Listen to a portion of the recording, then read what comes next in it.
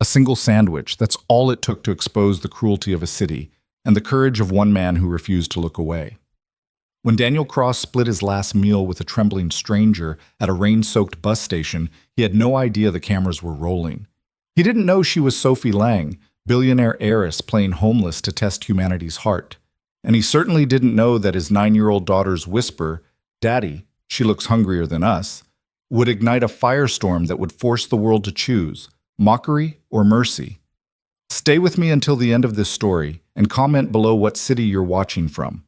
I want to see how far this tale of kindness travels. The rain came down in sheets that Thursday evening, turning the cracked pavement of Union Street bus station into a mirror of gray sky and forgotten dreams. Daniel Cross hunched his broad shoulders against the cold, his weathered construction jacket doing little to keep out the November chill that crept through the open-air shelter. His hands, calloused, scarred from years of gripping steel beams and concrete forms, trembled slightly as he unwrapped the wax paper from their dinner. One sandwich, turkey and cheese on day-old bread from the discount rack. No lettuce, no tomato, just enough mayonnaise to keep it from being completely dry. "Is that all we have, Daddy?" Lila asked, her voice small but never complaining. At 9 years old, she'd already learned not to ask for what they couldn't afford. Daniel looked down at his daughter, at the way her dark hair hung in damp strands around her face, at the purple backpack she clutched against her chest, the one with the broken zipper he kept meaning to fix. Her sneakers, once white, were now gray with wear, the rubber sole on the left one starting to peel away from the canvas. She deserved so much more than this. She deserved the world. "It's enough, baby girl," he said, forcing brightness into his voice as he carefully tore the sandwich in half, making sure her portion was slightly larger than his own. "Look, I got the corner pieces. You know those are my favorite." It was a lie. The corner pieces were the driest part, but Lila's smile made the deception worthwhile. "You always say that," she said, but she took her half gratefully, biting into it with the hunger of a child who'd had only a free school lunch that day. Breakfast had been split oatmeal. Tomorrow would require another miracle. They sat on the middle bench of the three-sided shelter, watching the 6:15 bus pull away without them. They couldn't afford the fare tonight. The walk home would take an hour, maybe more in this rain, but Daniel's last $20 had gone to keeping the electricity on for another week.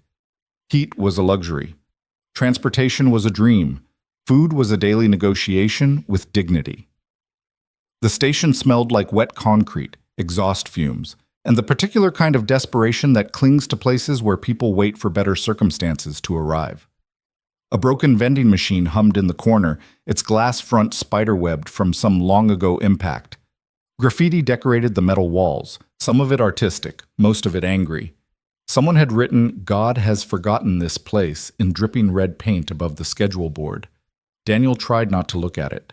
He tried not to believe it. "Daddy, can I ask you something?"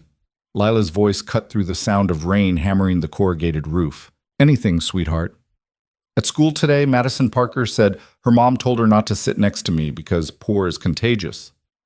Lila took another bite of her sandwich, her eyes fixed on her shoes. "Is that true? Can people catch poor?" Daniel's chest tightened. He set down his half-eaten portion and turned to face his daughter fully, cupping her small face in his rough hands. "Lila Marie Cross, you listen to me. Being poor isn't a disease. It's just a circumstance. And circumstances change. What matters is what's in here." He tapped her chest gently. "And in here." He touched her forehead. "You're kind. You are smart. You are brave. And anyone who can't see that is blind in ways that have nothing to do with their eyes." "But Mom had money before—" "Your mother had love," Daniel interrupted gently. "Money came and went, but love stayed. That's what she taught me. That's what I'm teaching you." Lila nodded, but Daniel could see the doubt lingering in her eyes. "How do you explain to a 9-year-old that the world measures worth in dollars, while you're trying to teach her it's measured in character? How do you convince her she's rich in everything that matters when her classmates have designer backpacks and she has a purple hand-me-down with a broken zipper?" He was about to say something more, something wise or comforting, when movement at the far end of the station caught his attention. A young woman stumbled into the shelter, her clothes soaked through, mud caked on her jeans and sneakers. Her dark hair hung in tangled ropes around her face, and even from a distance, Daniel could see she was shaking, whether from cold, fear, or something else entirely. He couldn't tell. She looked maybe 22, 23. Her jacket, once expensive by the look of the label partially visible through the grime, hung open, revealing a torn t-shirt beneath. No bag, no phone that he could see. One of her shoes was split at the toe, and there was a bruise blooming purple and yellow along her left cheekbone. She collapsed onto the bench farthest from them, curling into herself, arms wrapped tight around her middle. An elderly man who'd been reading a newspaper at the opposite end immediately stood up, shot her a look of pure disgust, and moved to the bench outside the shelter, apparently preferring Rain to proximity. A woman in a business suit clutched her purse tighter and shifted away, her lips pressed into a thin line of disapproval. "Probably on drugs," Daniel heard someone mutter from behind him. "Or crazy. They let them all out of the hospitals, you know." "She better not ask me for money." The voices weren't loud, but they weren't quiet either. They were meant to be heard, meant to establish boundaries, meant to dehumanize. The young woman either didn't hear or pretended not to. She just sat there, shivering, staring at nothing. Daniel took another bite of his sandwich, watching. He knew he should mind his own business. He had his own problems. God knew he had enough to worry about without taking on someone else's troubles. Lila needed new shoes before winter really hit. The landlord had already warned him that next month's rent was non-negotiable. The truck needed inspection, which meant it needed repairs they couldn't afford. But then the young woman's shoulders began to shake, and he realized she was crying, soft, broken sounds that she was trying desperately to muffle. "Daddy," Lila whispered, tugging on his sleeve. "Look at her. She's so sad." "I see her, baby. She doesn't have any food." "I know. She doesn't have anything." Daniel looked down at the half sandwich in his hands. His stomach was already growling, and he'd only eaten 3 bites. Tomorrow's lunch was supposed to be the other half of this sandwich. Dinner tomorrow night was supposed to be the soup he'd make from the chicken bones he'd saved from last week and whatever vegetables he could find on discount at the corner market. "Daddy?" Lila's voice was softer now. "Remember what Mama used to say about being the hands and feet?" Daniel closed his eyes. Sarah, his wife, gone 3 years now to the cancer that had eaten through their savings as surely as it had eaten through her body. She'd been a woman of faith, even at the end, especially at the end. "Be the hands and feet of love," she'd said from her hospital bed, so weak she could barely lift her head. "Promise me, Danny, no matter how hard it gets, no matter how much it hurts, you'll teach our girl to see people. Really see them. Promise me."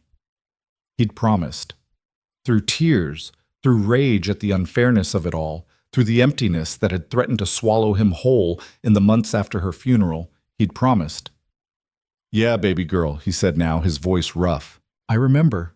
Lila looked at her half-eaten sandwich, then at the young woman, then back at her father. "Can we—" "Yes," Daniel said, before she could finish the question. "Yes, we can." He stood up, his knees protesting. He was only 38, but construction work ages a man's body faster than time alone. He walked slowly across the shelter, his work boots leaving wet prints on the concrete. The young woman didn't look up as he approached, didn't acknowledge his presence even when his shadow fell across her. "Excuse me," Daniel said gently. "Miss?" Nothing. Just the sound of rain and distant traffic and her soft, hitching breaths. "Miss, are you okay?" Finally, she lifted her head. Her eyes were red-rimmed, bloodshot, haunted. There was a cut on her lower lip, recently scabbed over. Her hands, he noticed, were scratched and dirty, nails broken. But there was something else there, too, something in the way she held herself, even crumpled and crying, that suggested this wasn't her normal state. This was someone who'd fallen far and fallen fast. "I'm sorry," she whispered. "I'll move. I'll go. I didn't mean to—" "No, no," Daniel said quickly, raising his hands in what he hoped was a calming gesture. "You're not bothering anyone. You have as much right to be here as any of us. I wanted to ask if you were hungry." The woman stared at him like he'd spoken in a foreign language. "My daughter and I—" He gestured back toward Lila, who waved shyly. "We have some food. Not much, but if you're hungry, we'd like to share." The woman's voice cracked. I don't have any money. I'm not asking for money, Daniel said. I'm asking if you're hungry. A long moment passed. The woman's throat worked as she swallowed. Her eyes darted to the other people at the station. The man who'd moved into the rain, the businesswoman who was now openly staring with a mixture of horror and fascination, the teenage boy with headphones who was filming the whole interaction on his phone. I'm hungry, she finally whispered, the words barely audible. I'm so hungry. Then come sit with us, Daniel said. Come on, get out of that wind. He extended his hand. The woman looked at it for several long seconds before tentatively placing her cold, trembling fingers in his palm. He helped her stand. She swayed slightly, and he realized she was weaker than he thought, and guided her back to the middle bench where Lila waited. This is my daughter Lila, Daniel said. Lila, can you say hello? Hi, Lila said softly.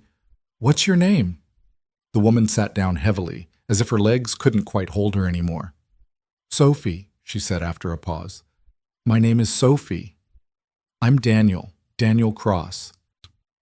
He sat down next to her, keeping a respectful distance. Here, this isn't much, but it's what we've got. He held out his half of the sandwich. Sophie stared at it like it was a miracle and a trap all at once. Take it, he urged. Please. But that's yours. I need you to eat this before I get offended, Daniel said with a gentle smile. My wife always said refusing food is refusing friendship. Don't refuse our friendship, Sophie. Slowly, carefully, as if the sandwich might disappear if she moved too fast, Sophie took it. Her hands shook so badly that she almost dropped it. Daniel steadied her grip, his hands covering hers for just a moment. It's okay, he said. You're okay now. That's when Sophie broke. The tears that had been streaming silently down her face became sobs, deep, wrenching sounds torn from somewhere primal and hurting. She bent forward, clutching the sandwich, her whole body shaking with the force of her crying. I'm sorry, she gasped between sobs. I'm so sorry. I've been walking for hours and no one would help, and everyone kept saying such terrible things, and I thought maybe I deserved it. Hey. Daniel moved closer, not quite touching her, but close enough that she could feel his presence. You don't need to apologize, and you don't deserve cruelty. Nobody does. Lila scooted over too, her small hand reaching out to pat Sophie's arm. It's okay to cry, she said in her wise, beyond her years voice. Daddy says tears are just feelings that are too big to stay inside. He says crying is brave. Sophie looked at this 9-year-old child, this little girl in worn-out sneakers offering comfort, and something seemed to crack open in her chest. She reached out with one muddy hand and touched Lila's cheek with a gentleness that spoke of someone who understood how precious and fragile kindness really was. Thank you, she whispered. Thank you both so much. Eat, Daniel said. Please, you're shaking. Sophie brought the sandwich to her lips and took a bite, then another and another. She ate like someone who hadn't had food in days, quickly but carefully, as if trying to make it last and knowing it wouldn't. Daniel watched her, and his heart broke a little more with each desperate swallow. When she finished, she looked at the wax paper in her hands as if surprised to find it empty.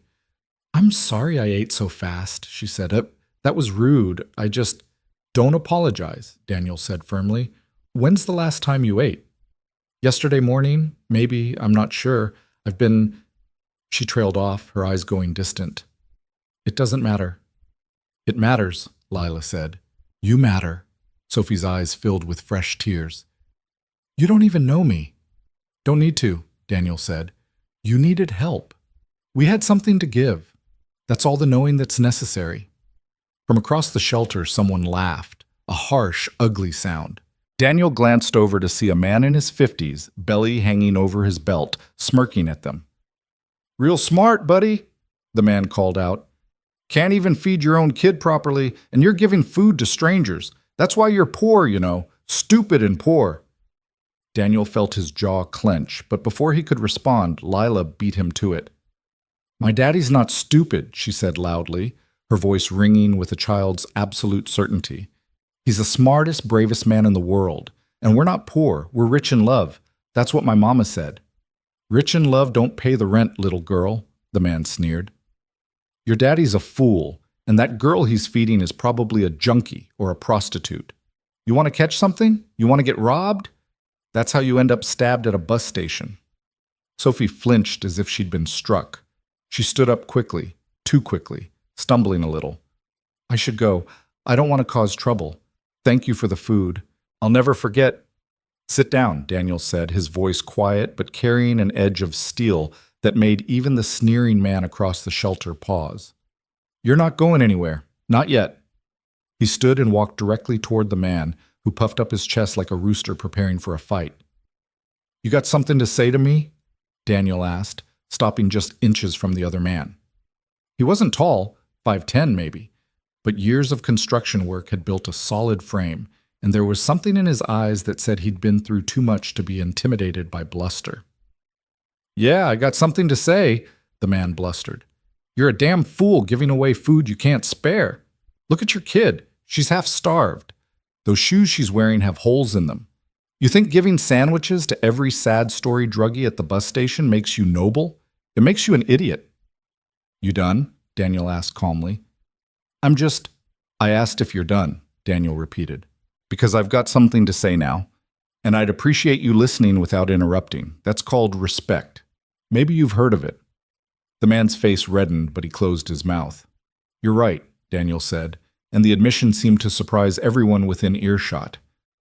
My daughter deserves better shoes. She deserves 3 meals a day without having to worry. She deserves a life where she doesn't have to choose between keeping warm and keeping fed. You're absolutely right about that. He paused, letting the words hang in the rain-dampened air. But you know what she deserves even more than that? She deserves to grow up knowing that human decency isn't conditional. She deserves to learn that when someone is hurting, you help, not because it's convenient or because you can afford it, but because it's right. She deserves to understand that every single person has worth, has dignity, has a story that matters. Daniel glanced back at Lila and Sophie on the bench, then returned his gaze to the man in front of him. I can buy my daughter new shoes next month. I can work overtime, skip meals, do whatever I need to do to make sure she's taken care of. But if I teach her that some people don't deserve compassion, if I teach her that suffering is only worth acknowledging when it's convenient, that's poverty I can never recover from. That's a kind of starvation that no amount of food can fix. The man opened his mouth, closed it, opened it again. That's just words. Pretty words don't change reality. Maybe not, Daniel agreed, but ugly words definitely make reality worse. So I'm asking you, if you don't have anything helpful to contribute, maybe just keep quiet. Let us all wait for our buses in peace. He turned and walked back to the bench, his heart pounding. He hated confrontation, but he hated cruelty more. As he sat down, the woman in the business suit who'd been clutching her purse finally spoke up. He's right, you know. She pointed at Sophie. She's probably scamming you. They all do. They look pathetic, get your sympathy, and the next thing you know, your wallet's gone and she's off buying drugs with your money. Sophie's face went pale. I'm not a thief, she said, her voice barely above a whisper. I would never. Of course you'd say that, the woman sniffed. They always do. Honestly, it's people like you who ruin it for everyone else. If you'd just stayed home or gone to a shelter instead of coming to places where decent people have to see you, that's enough. Daniel's voice was hard now, all pretense of politeness gone. You don't know her story. You don't know anything about her. And you know what? You don't need to. She's a human being. That's all the information you need to treat her with basic kindness. I'm just trying to protect you. Nobody asked you to, Lila piped up, surprising everyone, including herself. Her voice was small but fierce. Nobody asked you to be mean either. My mama used to say that meanness is just fear wearing an ugly mask. What are you afraid of? The woman's mouth opened and closed like a fish. She stood up abruptly, nearly dropping her purse in her haste. This is ridiculous. I'm not staying here to be lectured by a child about... She didn't finish the sentence, just stormed out into the rain, flagging down a taxi that had just pulled up to the curb. That was really brave, Lila, Sophie said softly once the woman was gone. Standing up for me like that. You stood up first, Daddy, Lila said, looking at her father with eyes that shone with something like pride. I was just copying you. Daniel pulled his daughter close, kissing the top of her head. We stand up together, baby girl. That's what family does. Can I be part of your family? Sophie asked hesitantly. Just for now? Just for a little while? Everyone's part of the family if they need to be, Lila declared with the certainty of a child who hasn't yet learned that the world doesn't work that way. That's what Mama said. She said family isn't just blood. It's who shows up. Sophie closed her eyes, and more tears leaked out from beneath her lids. Your mother sounds like she was an amazing woman. She was, Daniel said quietly. She really was. Cancer took her 3 years ago, but she left us with so much. He gestured vaguely, trying to find words for the ineffable. So much love. So much wisdom. Sometimes I feel like I'm just trying to live up to what she taught us. You're doing a good job, Sophie said. Better than you know. They sat in silence for a while, listening to the rain. The shelter had mostly emptied out now. The bus schedule was sporadic this time of evening, and most people had either caught their rides or given up and called for alternatives they could afford. Only the teenage boy with the headphones remained, still fiddling with his phone in the corner, occasionally glancing their way. Can I ask you something? Daniel said finally. You don't have to answer if you don't want to, but are you safe? Are you running from something? Someone? Sophie looked down at her hands, muddy, scratched, shaking slightly even now. I'm running from myself, she said softly. Or maybe I'm running toward myself. I'm not sure which anymore. I don't understand. I know, I barely understand it myself. She took a deep breath. Have you ever felt like your whole life was a lie? Like everything you thought you knew about yourself and the world was just fiction? A story someone else wrote and you're just playing a part? Daniel thought about that. After Sarah died, yeah, I felt like that. Like I'd been living in a dream where everything made sense, and then I woke up and realized the dream was the only thing that had ever been real. The waking up, that was the nightmare. Sophie nodded slowly. That's exactly it. That's exactly what it feels like. She looked at him with sudden intensity. Can I tell you something? Something I haven't told anyone? Of course. Promise you won't judge me. I promise to try, Daniel said honestly. But I can tell you right now, whatever you're about to say, I doubt it'll change how I see you. You needed food, you were cold and scared, and you said thank you when I helped. That tells me everything I need to know about your character. Sophie laughed, but it was a broken sound. You might be the only person in this city who'd say that. Most people see me and see nothing. Or worse than nothing. They see something to avoid, something to mock, something to use. I'm sorry, Daniel said. People can be cruel when they're afraid or uncomfortable. It says more about them than about you. Does it, though?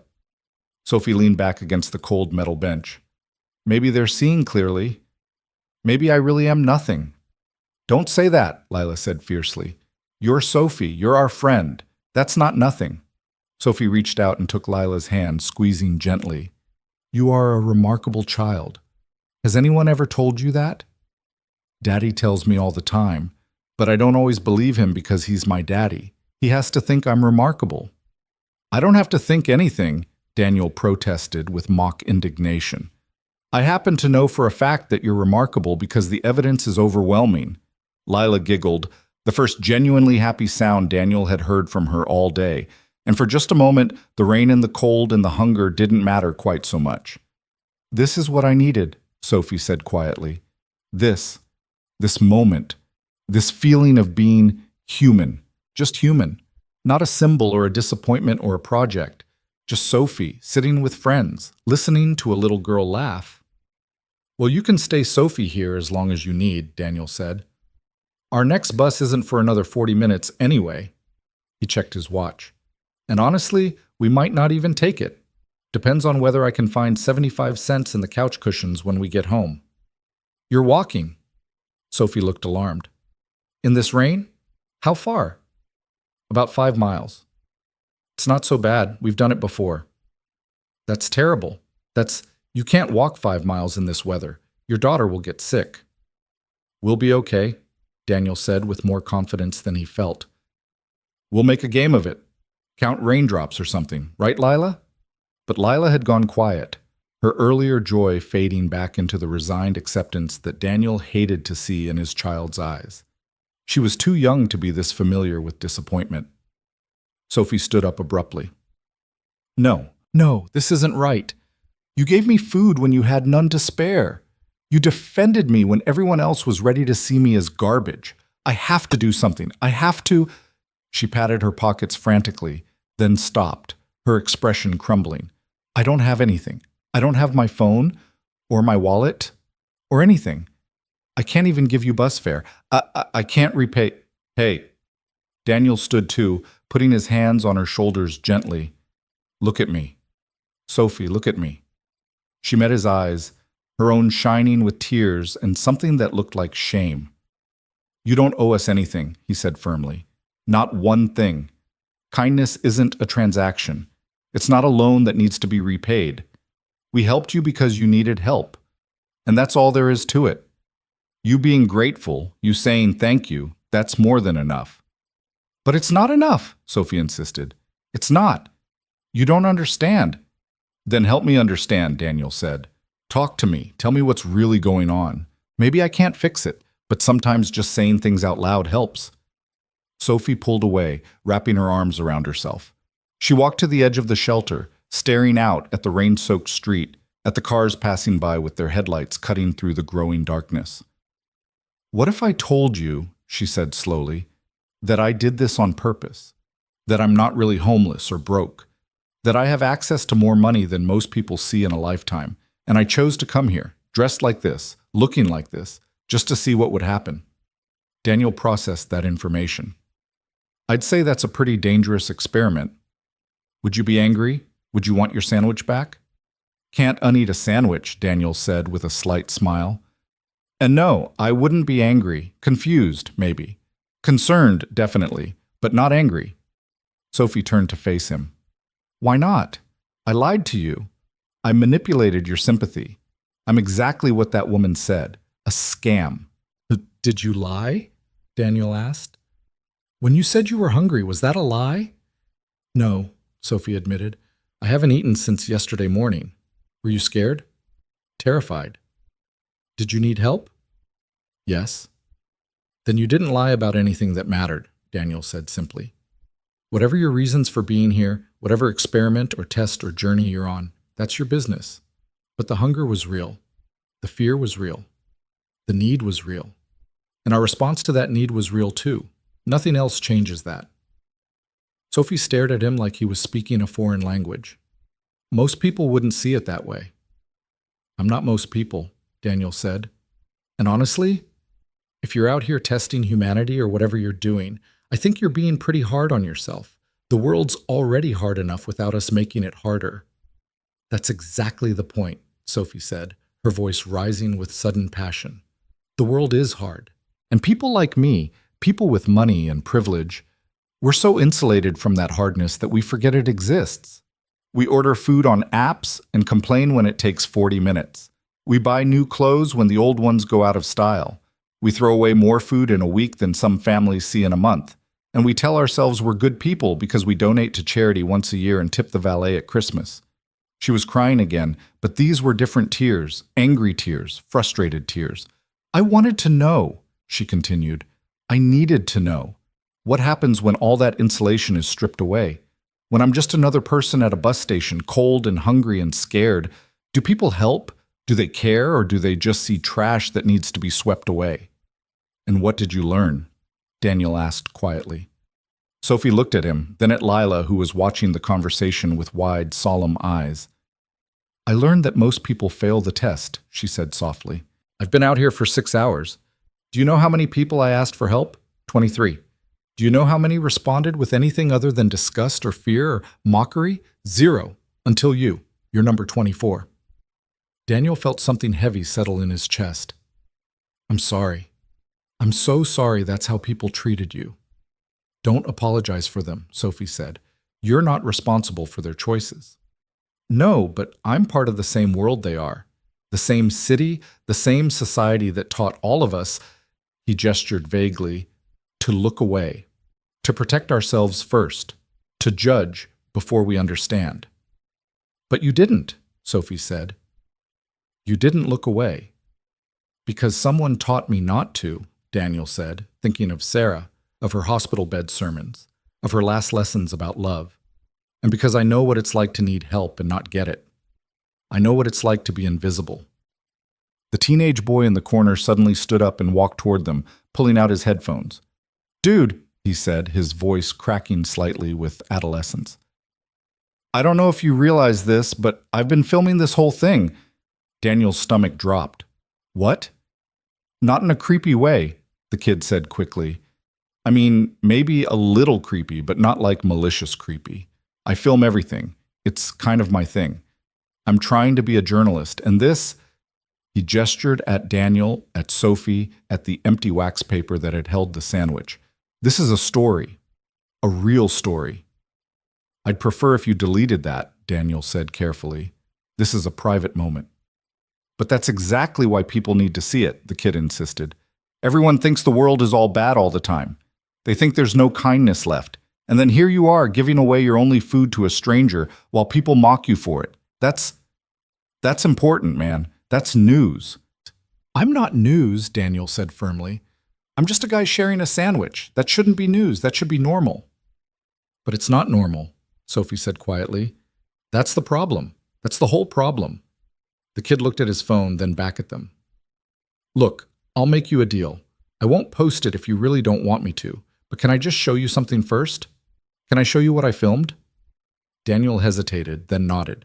The three of them, 4 counting Lila who'd come over to see, huddled around the small screen as the teenager pulled up the video and hit play. The footage was surprisingly steady, the audio surprisingly clear.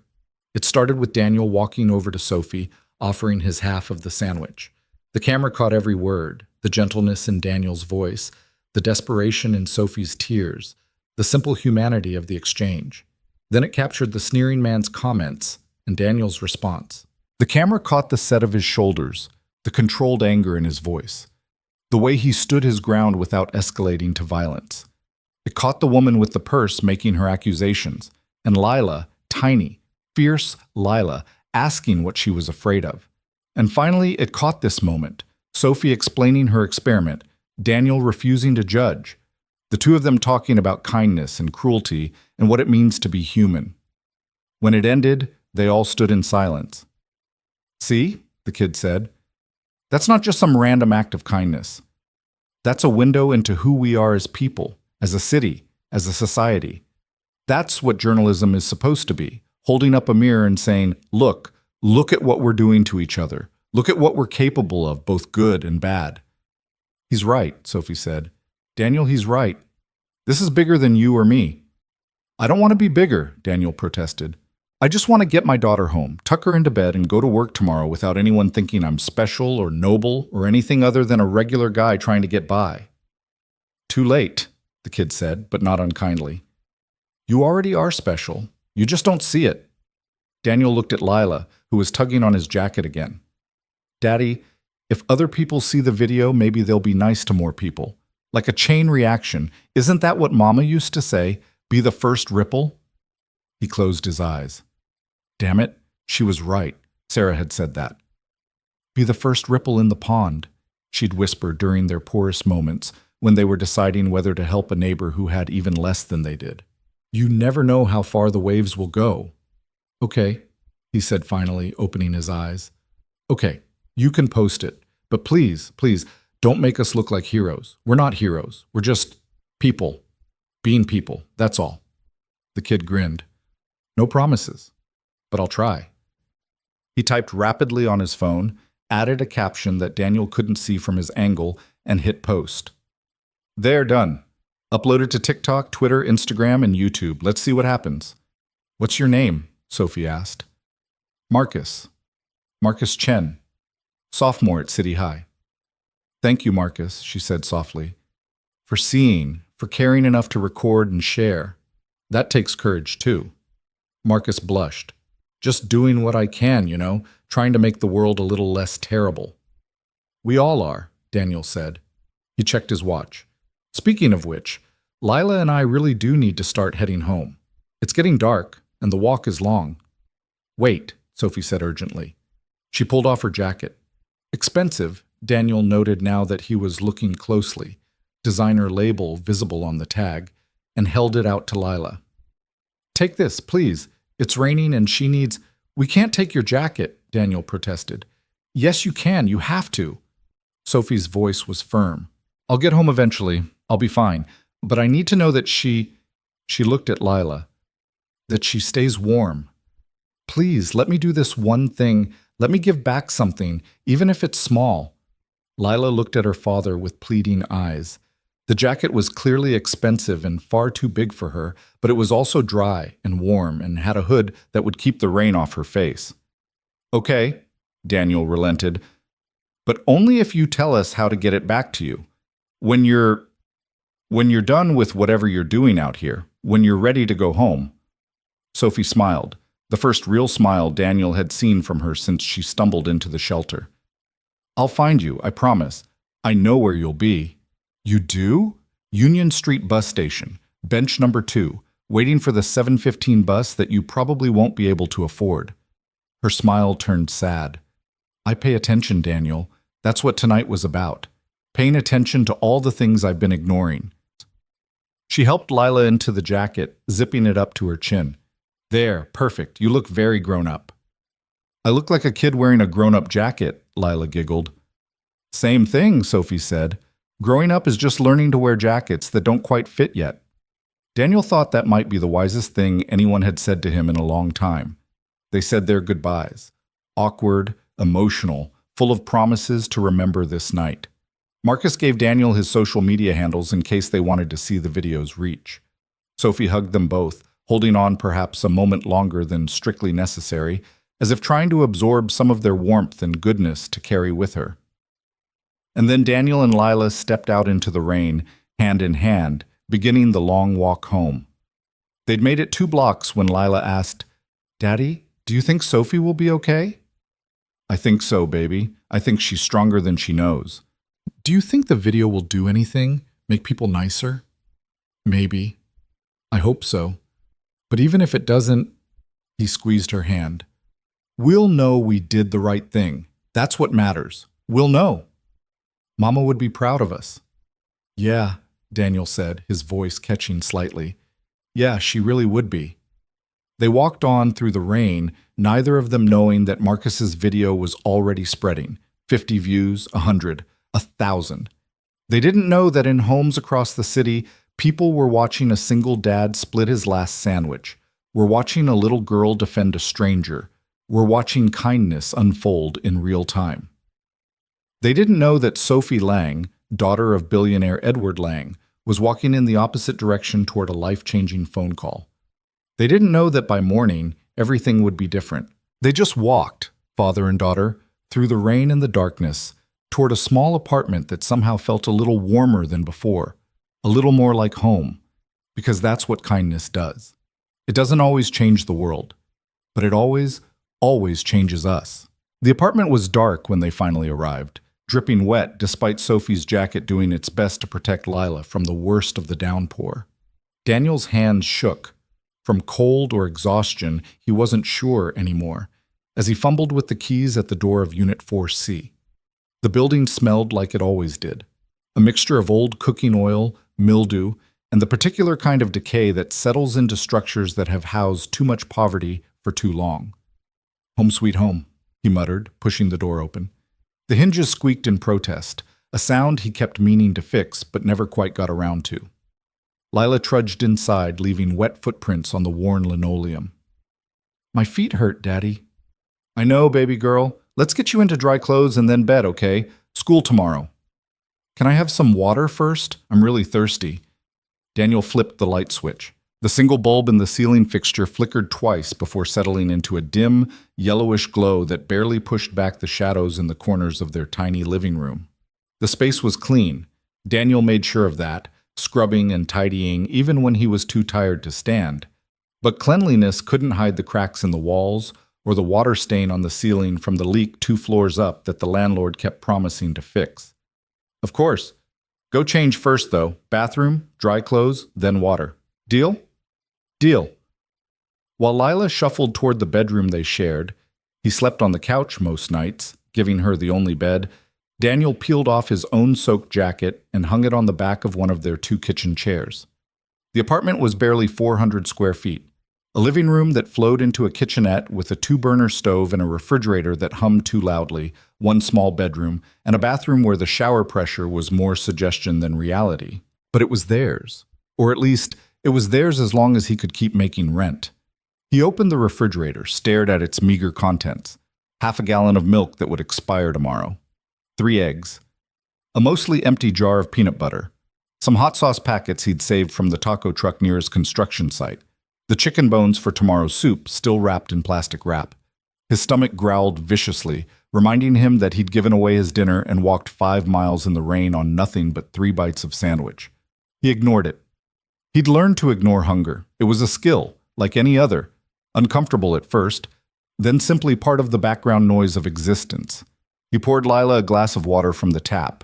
The filter pitcher had broken last month, and he hadn't been able to replace it yet, and brought it to the bedroom. She was already changed into her pajamas, the ones with the cartoon cats that were getting too small, but that she refused to give up because Sarah had bought them.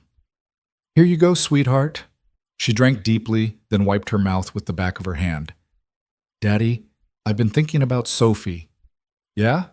What about her? Do you think she found somewhere warm to sleep tonight?" Daniel sat down on the edge of the bed, feeling the familiar sag of the old mattress. "I hope so.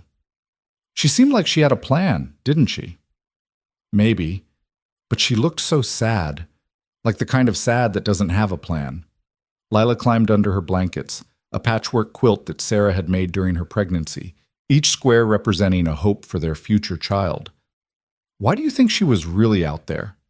It was a perceptive question, the kind that reminded Daniel his daughter was growing up faster than he wanted her to. "I think sometimes people need to understand things they can't understand from comfort, like how you can't really know what cold feels like until you've been outside in winter without a coat." "That sounds like something Mama would say." "Yeah, it does, doesn't it?" He tucked the quilt around her, the way Sarah used to, corners neat and secure. "Your Mama was smart about people. She understood that everyone's got reasons for what they do, even when those reasons don't make sense to anyone else." "Do you miss her, still?" "Every single day." "Me too." Lila's voice got very small.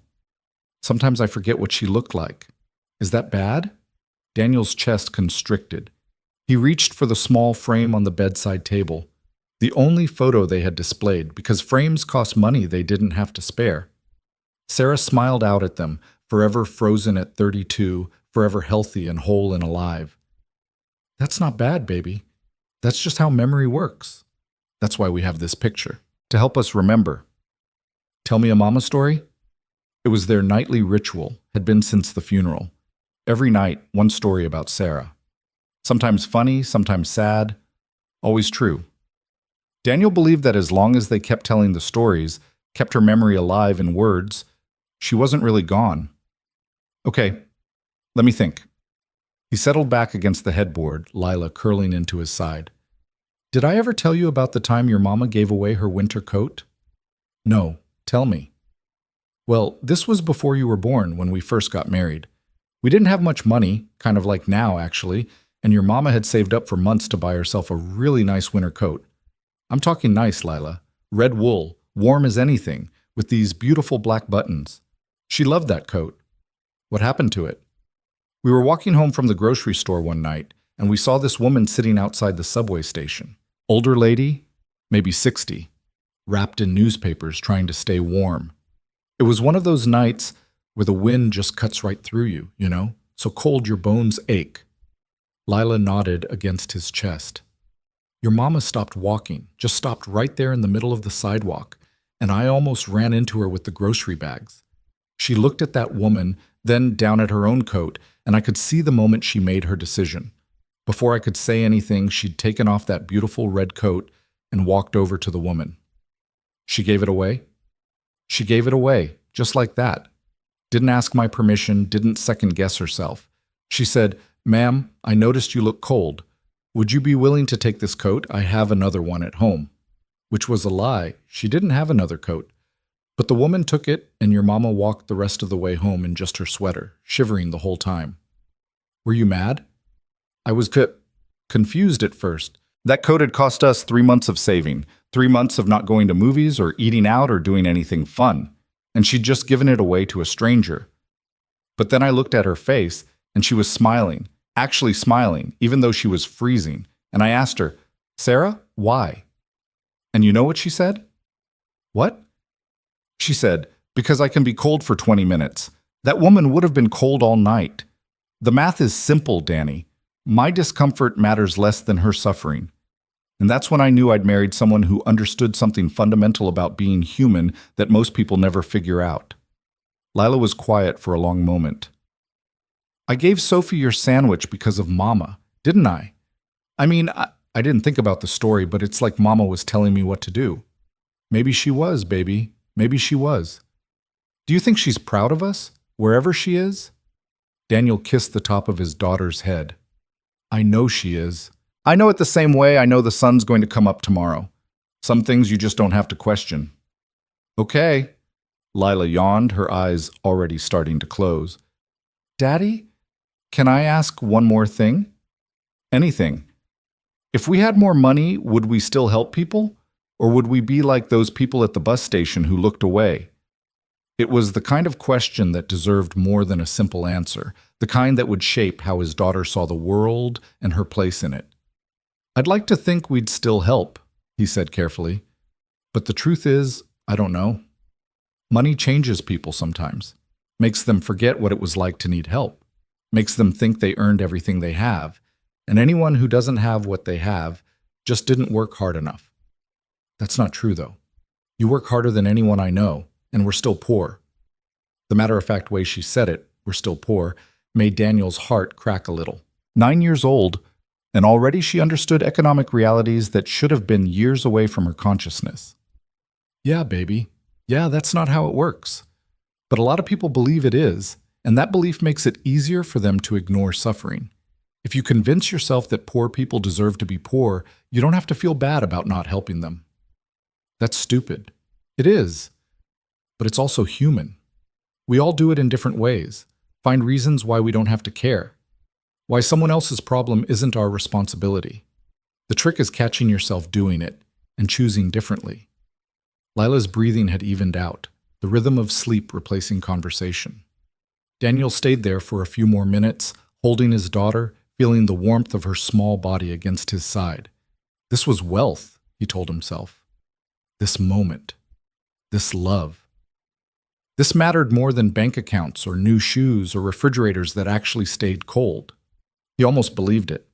Finally, carefully, he extracted himself from the bed and tucked the quilt back around Lila's sleeping form. He turned off the lamp, not the overhead light, because the switch was across the room and he didn't want to risk waking her by walking past the bed again, and stepped back into the living room, pulling the door mostly closed behind him. The apartment felt emptier now, quieter. He could hear the couple upstairs arguing again, their voices muffled but sharp enough to cut through the thin walls. He could hear sirens in the distance, the constant soundtrack of their neighborhood. He could hear his own breathing, heavy with exhaustion. He should sleep. He had to be up at 5 for work, had to be on site by 6:30. But sleep felt impossible right now, his mind too full of the evening's events, his stomach too empty to settle. He walked to the small window that looked out over the alley behind their building. Rain still fell, lighter now, pattering against the glass. Somewhere out there, Sophie was doing what? Had she gone home? Was she still testing the city's capacity for compassion? Had she found what she was looking for? And Marcus Chen's video, what was happening with that? Was anyone watching? Did anyone care? Daniel realized with a start that he didn't even own a computer or smartphone. He had an ancient flip phone that he kept charged for emergencies, for calling Lila's school or his boss, but it couldn't access the internet. He couldn't check social media. He couldn't see if Marcus had kept his word about posting the video, couldn't see if anyone was watching, couldn't see. Why did it matter? Why did he care? Because Lila had asked if people would be nicer because of the video. Because he wanted to believe that their small act could ripple outward, could mean something beyond just one hungry woman fed. Because he was so tired of feeling like nothing he did made any real difference in a world that seemed designed to grind people like him into dust. A knock at the door startled him out of his thoughts. He glanced at the microwave clock, 11:47 p.m. Who the hell knocked on doors this late in this neighborhood? Nothing good, that's what. Collection agencies didn't knock. The landlord didn't knock. Friends didn't knock because he didn't have any friends anymore. They'd all drifted away after Sarah died, unable to cope with his grief or his poverty or whatever combination of the two made them uncomfortable. Another knock, more insistent. Mr. Cross? Daniel Cross? A woman's voice, unfamiliar. Please, I know it's late, but I need to speak with you. He approached the door cautiously, peering through the peephole. A woman in her 40s stood in the hallway, professional-looking even at midnight. Dark suit, hair pulled back, expensive briefcase. Behind her, he could see someone else, a man in a security uniform. Who are you? Daniel called through the door. My name is Margaret Reeves. I'm an attorney representing the Lang family. I'm here about Sophie. Daniel's hand froze on the doorknob. The Lang family. Sophie had said her last name was... No, wait. She'd only said Sophie.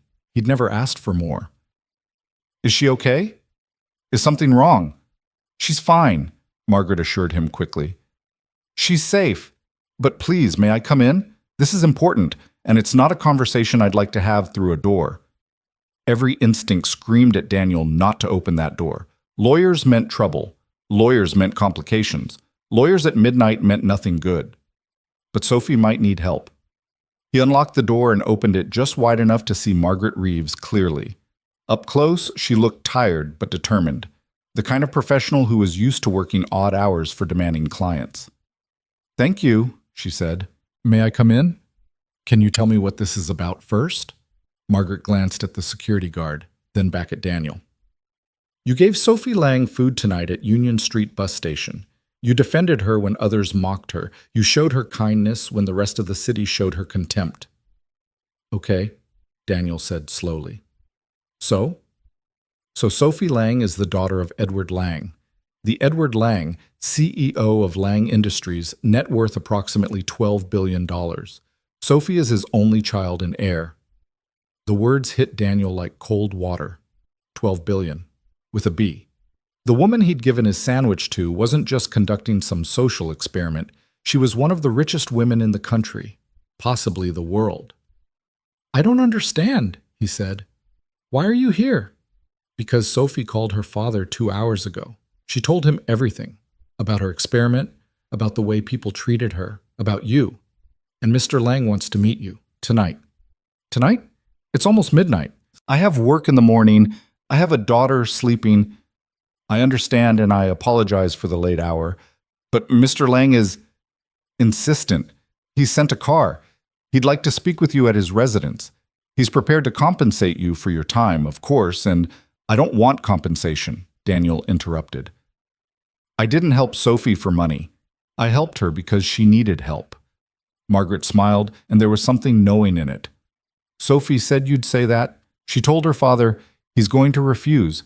He's going to say he doesn't want anything, and that's exactly why you need to meet him. I can't leave my daughter alone. We've anticipated that. I have a colleague waiting downstairs, Linda Pacheco. She's a licensed childcare professional and a mother of 3 herself. She can stay with Lila while you're gone, or, if you prefer, you can bring Lila with you. Mr. Lang's home has several guest rooms where she could sleep comfortably. Daniel's head spun. This was insane. This was some kind of elaborate prank or scam or... Mr. Cross, Margaret said gently, I know this is overwhelming. I know it seems impossible, but I assure you, this is real. Sophie is safe, she's home, and she wants to thank you properly. Her father wants to thank you properly. Will you please just give them 1 hour? After that, if you want nothing more to do with any of us, we'll respect that completely. He should say no. He should close the door, check on Lila, and pretend this bizarre midnight visit had never happened. But curiosity gnawed at him. And something else, a strange sense that Sarah would have told him to go, to see where this path led. 1 hour, he said finally, and I'm bringing Lila. I'm not leaving her with a stranger, licensed or not. Of course. Let me call the car.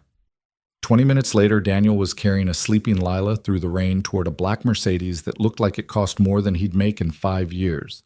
The security guard held an umbrella over them while Margaret opened the car door, revealing leather seats and enough space to comfortably fit 8 people. This is ridiculous, Daniel muttered as he settled Lila across the back seat. her head pillowing on his lap.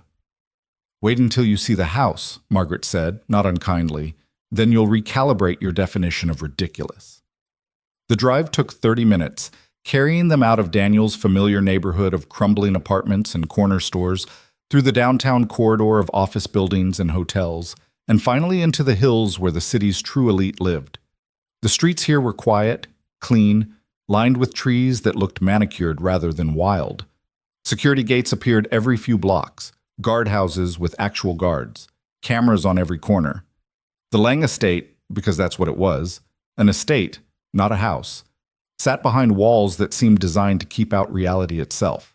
As they pulled through the main gate, Daniel could see manicured lawns stretching into darkness, fountains illuminated by subtle lighting, gardens that probably employed more people than his entire construction crew.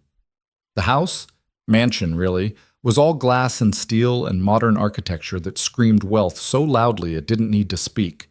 It sprawled across what looked like several acres, 3 stories of windows glowing warmly against the night. "Jesus," Daniel whispered. "First time seeing how the other half lives?" Margaret asked. "The other half doesn't live like this. The other 0.001% lives like this." The car stopped at the front entrance, where a man in his 60s stood waiting. He was tall, silver-haired, dressed in casual but obviously expensive clothes. His face was lined with the kind of stress that came from controlling empires, but his eyes were sharp, intelligent, and at the moment focused entirely on Daniel. Edward Lang. Daniel carefully lifted Lila, trying not to wake her, and climbed out of the car. He felt absurdly out of place in his still damp work clothes, carrying his sleeping daughter in her 2 small pajamas, standing in front of a home that probably had its own zip code. "Mr. Cross," Edward said, extending his hand, "thank you for coming. I know the hour is unreasonable." "Mr. Lang." Daniel shook his hand awkwardly, trying to manage Lila's weight. "This is all very unexpected." "I imagine so. Please, come inside. We have a room prepared for your daughter, somewhere comfortable where she can sleep while we talk."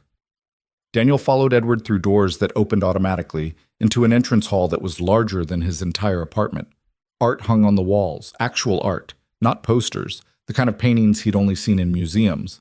The floor was marble, the ceiling stretched 2 stories high, and a chandelier that looked like it weighed a ton cast prismatic light across everything. A woman in her 30s appeared, wearing what looked like nursing scrubs.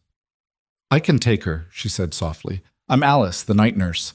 I prepared the blue guest room. It's quiet, comfortable, very safe." Daniel hesitated. Every parental instinct screamed not to hand his daughter to a stranger. "I'll show you the room first," Alice said, seeming to sense his concern. "You can see where she'll be, check everything yourself." "I have a daughter her age." "I understand." He followed Alice up a staircase that curved like something from a movie, down a hallway lined with more art and family photographs, to a room that made him want to cry. It was enormous, at least 3 times the size of the bedroom he and Lila shared. The bed was huge, covered in what looked like clouds of white bedding. There were bookshelves filled with children's books, a window seat with cushions, a nightlight shaped like a moon. "This is just a guest room?" Daniel asked. "Mr. Lang has 7 grandchildren," Alice explained. "He makes sure there are appropriate spaces for children when they visit. Here, let me turn down the bed."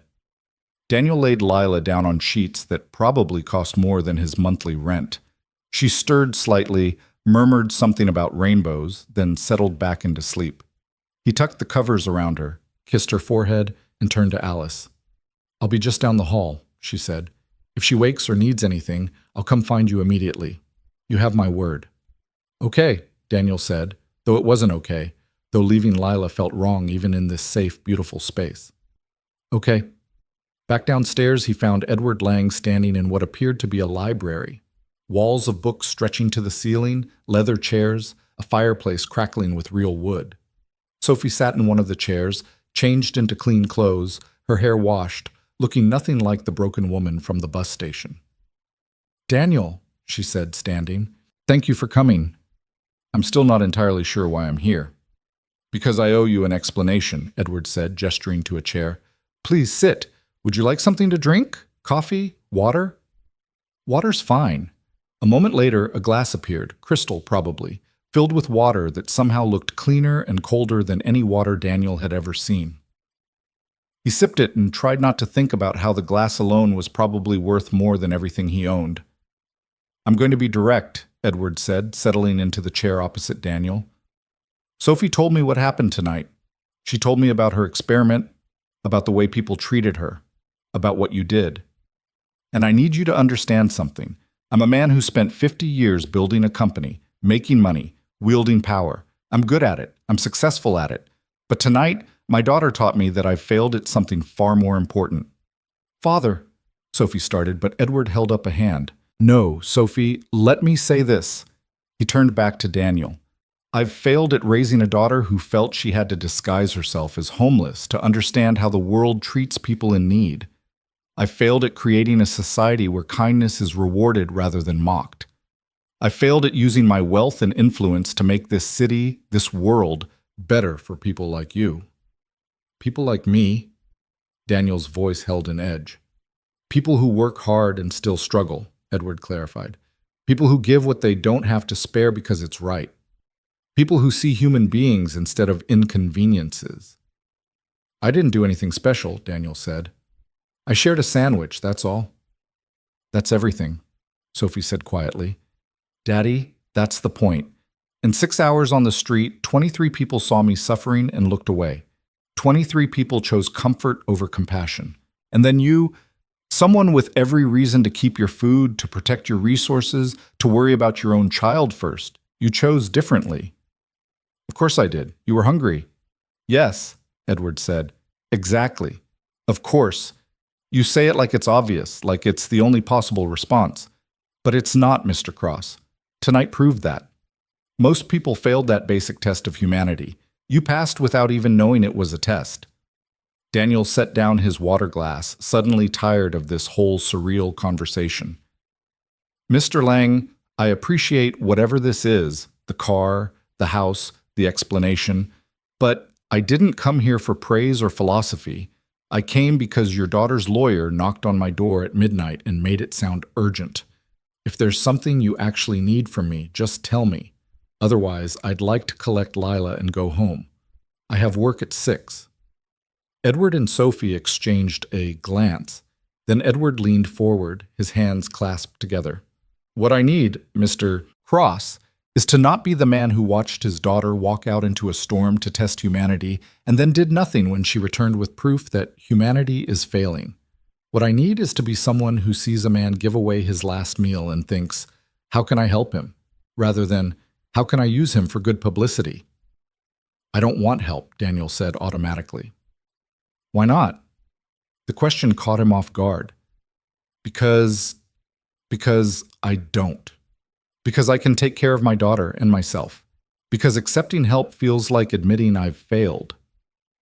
"Has it occurred to you," Sophie said gently, "that refusing help might be another form of pride? That maybe accepting support when it's genuinely offered isn't weakness, but wisdom?" Daniel looked at her, this woman who'd pretended to be broken to understand brokenness, this heiress who'd tested the city's heart and found it wanting except for one construction worker with a sandwich. "What do you want from me?" he asked again, but quieter this time. "I want to offer you a job," Edward said. "Not charity, a real job. My company needs people who understand what the majority of this city actually lives like. We need perspective that can't be bought or manufactured. We need someone who knows what it's like to choose between heat and food, between bus fare and electricity.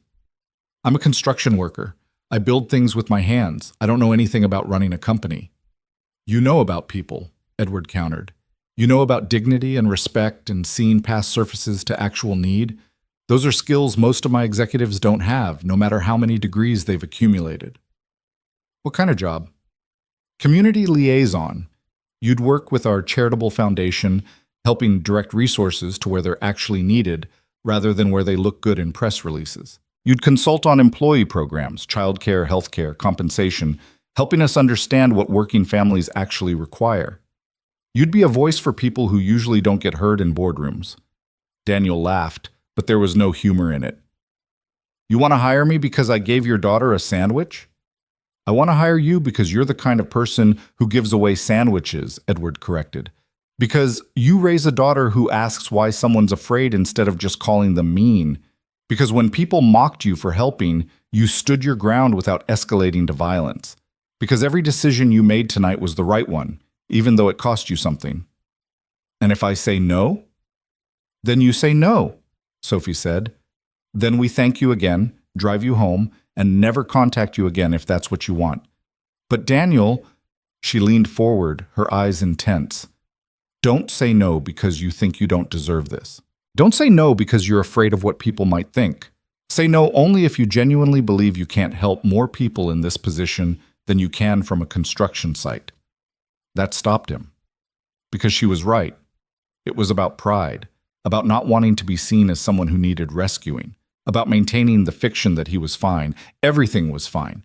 They were managing just fine. But they weren't fine. Lila needed new shoes, the apartment needed heat, their diet needed to include vegetables more than once a week. And if he was honest with himself, the construction work was destroying his body.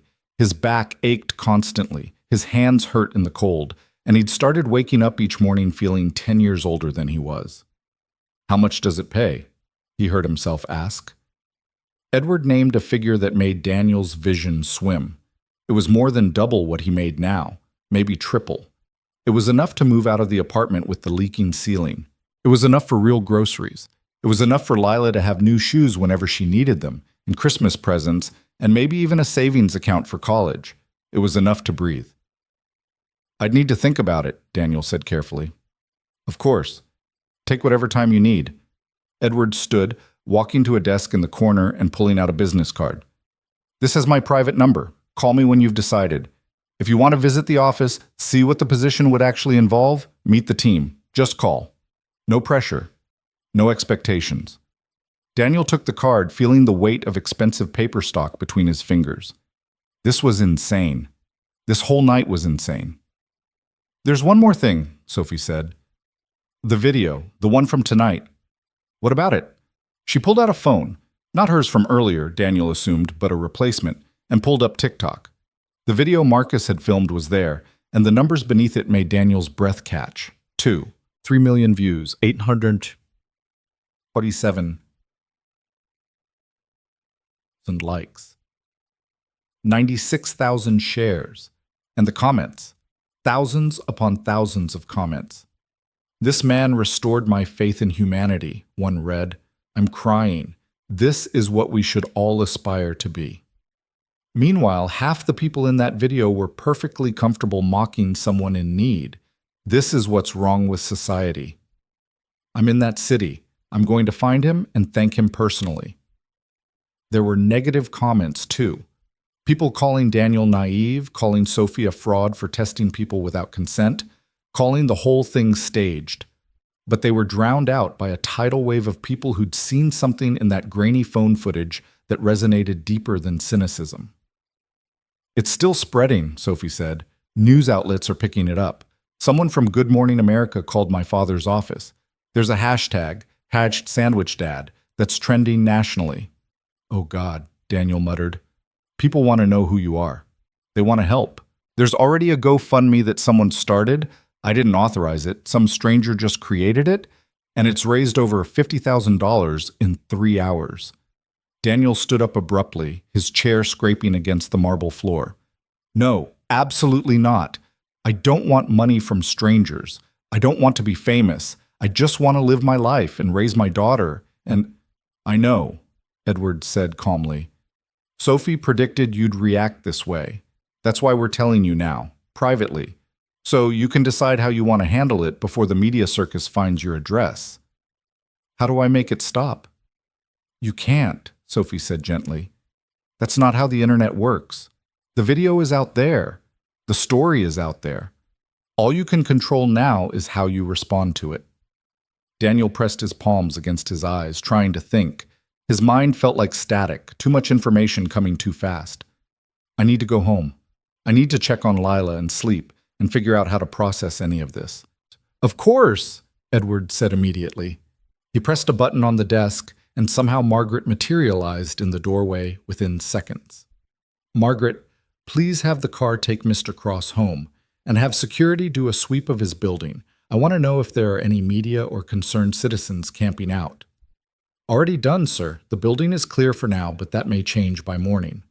Then arrange for private security. Discreet. I don't want Mr. Cross feeling surveilled, but make sure his apartment is protected from unwanted visitors. I don't need security, Daniel protested. You will by tomorrow, Edward said with certainty. Trust me, I've dealt with media attention my entire adult life. Once this story hits the morning shows, everyone's going to want a piece of you. Let me at least help you maintain some privacy while you decide what you want to do. Daniel wanted to argue, but exhaustion was winning. He nodded mutely. They collected Lila, still deeply asleep, thank God, and made the return trip through the quiet city streets. Daniel stared out the window, watching his city pass by, wondering how everything had changed so completely in the space of a few hours. When the car pulled up to his building, he could see a figure standing in the shadows near the entrance. His muscles tensed automatically. Street instincts from years of living in neighborhoods where shadows meant danger. But as they got closer, he recognized the teenage boy from the bus station, Marcus Chen, clutching his phone, looking nervous. Mr. Cross, Marcus called out as Daniel emerged from the Mercedes. I'm so sorry. I didn't think... I hoped it would go viral, but I didn't realize it would be like this. Are you okay? Is your daughter okay? Daniel adjusted Lila's weight against his shoulder. We're fine, Marcus. It's late. You should be home.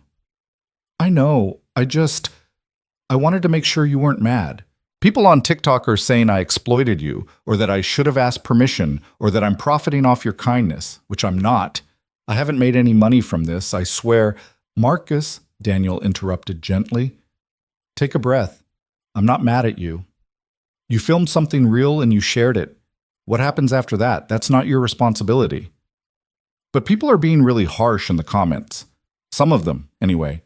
And I feel like I started something that I can't control, and now you're dealing with it. And, hey, Daniel shifted Lila to one arm and put his free hand on Marcus's shoulder.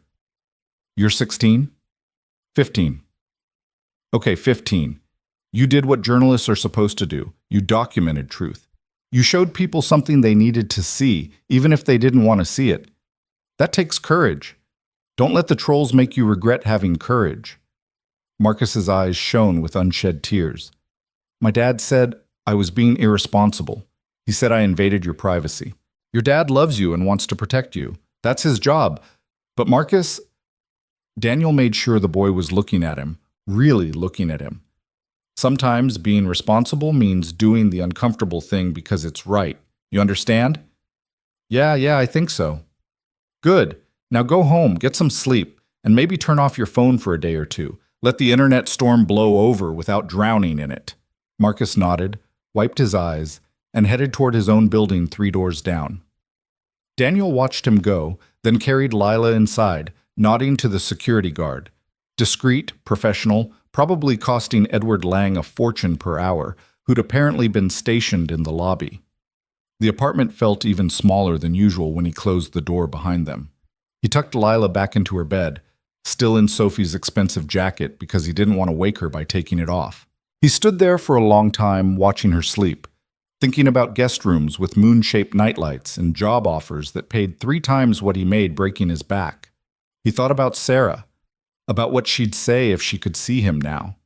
He thought he knew. She'd tell him to take the job, to stop being proud, to accept help when it was offered with genuine kindness. But then again, Sarah had given away her winter coat and walked home freezing. Sarah had believed in sacrifice, in giving until it hurt. Would she really want him to take money from a billionaire because he'd shared a sandwich? He pulled out Edward Lang's business card, studying it in the dim light from the street lamp outside. Heavy paper, embossed lettering, a phone number that probably connected directly to one of the most powerful men in the country. His own phone, the ancient flip phone he'd had for 5 years, sat on the kitchen counter. No missed calls, no messages. Because nobody ever called him except Lila's school or his boss. He was tired. So impossibly tired. Tired of struggling, tired of choosing, tired of pretending everything was fine when it so clearly wasn't. But beneath the exhaustion, something else flickered. Something that might have been hope. The dangerous kind of hope. The kind that could break you if it turned out to be false. He set the business card on the counter next to his phone, right where he'd see it in the morning. Then he collapsed onto the couch, still in his damp clothes, and fell into a dreamless sleep. Daniel woke to the sound of pounding on his door and voices, too many voices, shouting from the hallway. His eyes snapped open, his heart immediately racing with the kind of adrenaline that came from years of living in places where unexpected noise meant danger. The couch beneath him was damp from his clothes that had never fully dried, and every muscle in his body ached from the previous night's walk and the uncomfortable sleeping position. The digital clock on the microwave read 6:47 a.m. He'd overslept. He was supposed to be at the construction site 17 minutes ago. "Mr. Cross, Daniel Cross, we just want to talk to you for a few minutes. Channel 7 News, we'd love to get your side of the story." "Sir, America wants to hear from the Sandwich Dad. Just 5 minutes of your time." The Sandwich Dad. Jesus Christ. Daniel stumbled to the door, looked through the peephole, and felt his stomach drop. The hallway was packed with people. Reporters with cameras, photographers with flash equipment, even a few people who looked like regular citizens holding their phones up, filming everything. The security guard Edward had posted was there too, trying to maintain some kind of order, but he was clearly overwhelmed. "Daddy?" Lila's voice came from behind him, small and scared. "What's happening? Why are all those people here?" He turned to see her standing in the bedroom doorway, still wearing Sophie's jacket over her pajamas, her hair sticking up in all directions, her eyes wide with confusion and fear. "It's okay, baby girl," he said, though it was clearly not okay. "Just some people who want to talk to us about last night, about helping Sophie." "But why are they yelling?" Good question. Daniel pulled out his ancient flip phone and dialed the number Edward Lang had given him, the private line. It rang twice before a crisp voice answered. "Mr. Cross, I'm assuming the media has found you." "They're outside my door. How did they get my address?" "Public records, most likely. Your lease is on file with the city. I'm sorry, I'd hoped we'd have more time. Are you safe? Is your daughter safe?" "We're locked inside, but I can't get out. I'm already late for work, and Lila needs to get to school, and—" "Don't go to work," Edward interrupted. "Don't try to leave. I'm sending a team right now. They'll be there in 15 minutes. They'll clear the hallway, get you out safely, and bring you somewhere you can breathe and think without cameras in your face. I can't just not show up for work. They'll fire me." "I'll handle your employer. Just sit tight, keep your door locked, and don't open it for anyone except my head of security. His name is James Kozlowski. He'll identify himself properly. Can you do that?" Daniel looked at Lila, who was now pressed against his side, trembling. Yeah, we can do that. 15 minutes, Daniel. I promise." The line went dead. Daniel pocketed the phone and crouched down to Lila's level. "Okay, sweetheart. Here's what we're going to do. We're going to get you dressed for school, pack your backpack, and wait for some people to come help us. Like an adventure." "I don't want an adventure," Lila said, her voice wavering. "I want things to be normal." "I know, baby. I know. But sometimes normal takes a little break, and we have to be brave until it comes back." The pounding on the door continued, punctuated by increasingly desperate pleas for just a statement, just a photo, just a moment of his time. Daniel ignored it all, focusing on getting Lila ready, on maintaining some semblance of routine in the chaos. Breakfast was toast with the last of the peanut butter. Getting dressed was complicated by the fact that their bedroom window looked out onto the fire escape, and he could see people climbing up, trying to peer inside. "Don't look at them," he told Lila, pulling the curtain closed. "Just focus on getting your shoes on. The ones with the hole. I'm sorry. We'll get you new ones soon." "It's okay, Daddy. I don't mind the hole." But she did mind. He could see it in the way she tried to position her foot so the tear in the canvas wouldn't show, in the slump of her shoulders as she laced them up. One more failure in a long list of ways he couldn't quite provide what his daughter needed. Exactly 15 minutes after Edward's call, there was a different kind of knock on the door. Professional, measured, 3 precise raps. "Mr. Cross, this is James Kozlowski with Lang Security. I'm here to escort you out of the building. I'm going to slide my credentials under the door so you can verify my identity." A plastic card appeared beneath the door. Official-looking ID with a photo that matched the man Daniel could see through the peephole. Large, intimidating, but with kind eyes. He was wearing a simple dark suit and behind him Daniel could see at least 4 other people in similar attire forming a wall between Daniel's door and the media crowd. Daniel opened the door. "Sir," James said with a nod. "Ma'am," he added to Lila. "If you'll come with me, we have a vehicle waiting downstairs. My team will ensure no one gets close enough to bother you." "What about all these people?" Daniel gestured to the reporters. "They're on private property without permission from the building owner. Local police are on their way to clear the hallway, but we need to move now before more arrive." Daniel grabbed Lila's backpack, took her hand, and followed James into the hallway. Immediately, the noise level tripled. Cameras flashed, questions flew like bullets, people pressed forward despite the security team's efforts to hold them back. "Mr. Cross, how does it feel to be a hero? Did you know Sophie Lang's true identity? What do you think about the GoFundMe that's raised over $200,000 for you? Are you going to take Edward Lang's job offer? Some people are saying this was all staged for publicity. What's your response?" Daniel kept his eyes forward, his hand tight around Lila's, trying to shield her from the chaos. James and his team moved with practiced efficiency, creating a bubble of space that pushed the crowd back just enough for them to reach the stairwell. The elevator would have been faster, but it would have also meant being trapped in a small space if any reporters squeezed inside. They descended 3 flights of stairs and emerged into a lobby that was somehow even more chaotic than the hallway.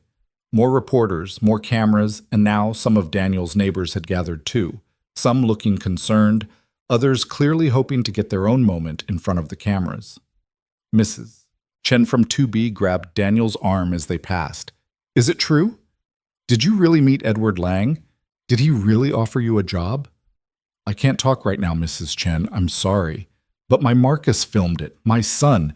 Doesn't that mean something? Doesn't he deserve recognition too?" James gently but firmly removed her hand from Daniel's arm. "Ma'am, please step back." They burst through the front doors into morning sunlight and even more chaos.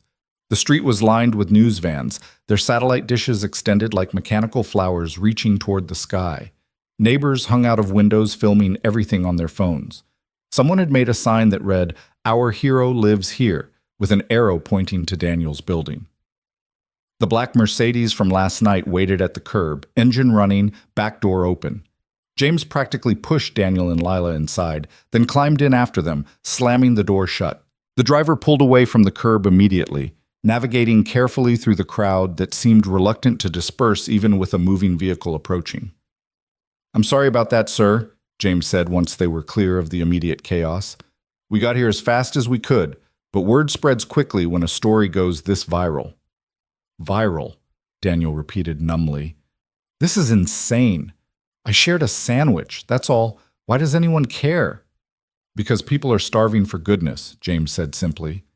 "Not food, though plenty are hungry for that too, but goodness, decency, evidence that humanity isn't completely broken. You gave them that evidence, and they're holding on to it like a life raft." Lila had been silent since they left the apartment, but now she spoke up, her voice very small. "Where are we going?" "I have a spelling test today. I studied all week." "We're going somewhere safe," James assured her. "And don't worry about your test. Mr. Lang's assistant has already contacted your school. They understand the circumstances." "But I studied," Lila insisted, and Daniel could hear the tears threatening. She so rarely got to feel prepared for anything, so rarely got to experience success. Missing this test felt like one more thing being taken from her. "I know you did, baby," Daniel said, pulling her close. "We'll figure it out. Maybe you can take the test tomorrow, or maybe—" "We're here," the driver announced, pulling through a gate into an underground parking garage. The building above was modern glass and steel, discreet but clearly expensive, the kind of place Daniel would never have reason to enter under normal circumstances. They took a private elevator to the 20th floor where the doors opened directly into what appeared to be a corporate apartment. Spacious, professionally decorated, with floor-to-ceiling windows offering a view of the city that made Daniel's breath catch. He could see his neighborhood from here, could pick out his building among the cluster of worn structures huddled together like refugees from prosperity. Edward Lang stood by the windows, holding a cup of coffee, looking like a man who hadn't slept much either. Sophie sat on one of the leather couches, also holding coffee, her eyes red-rimmed.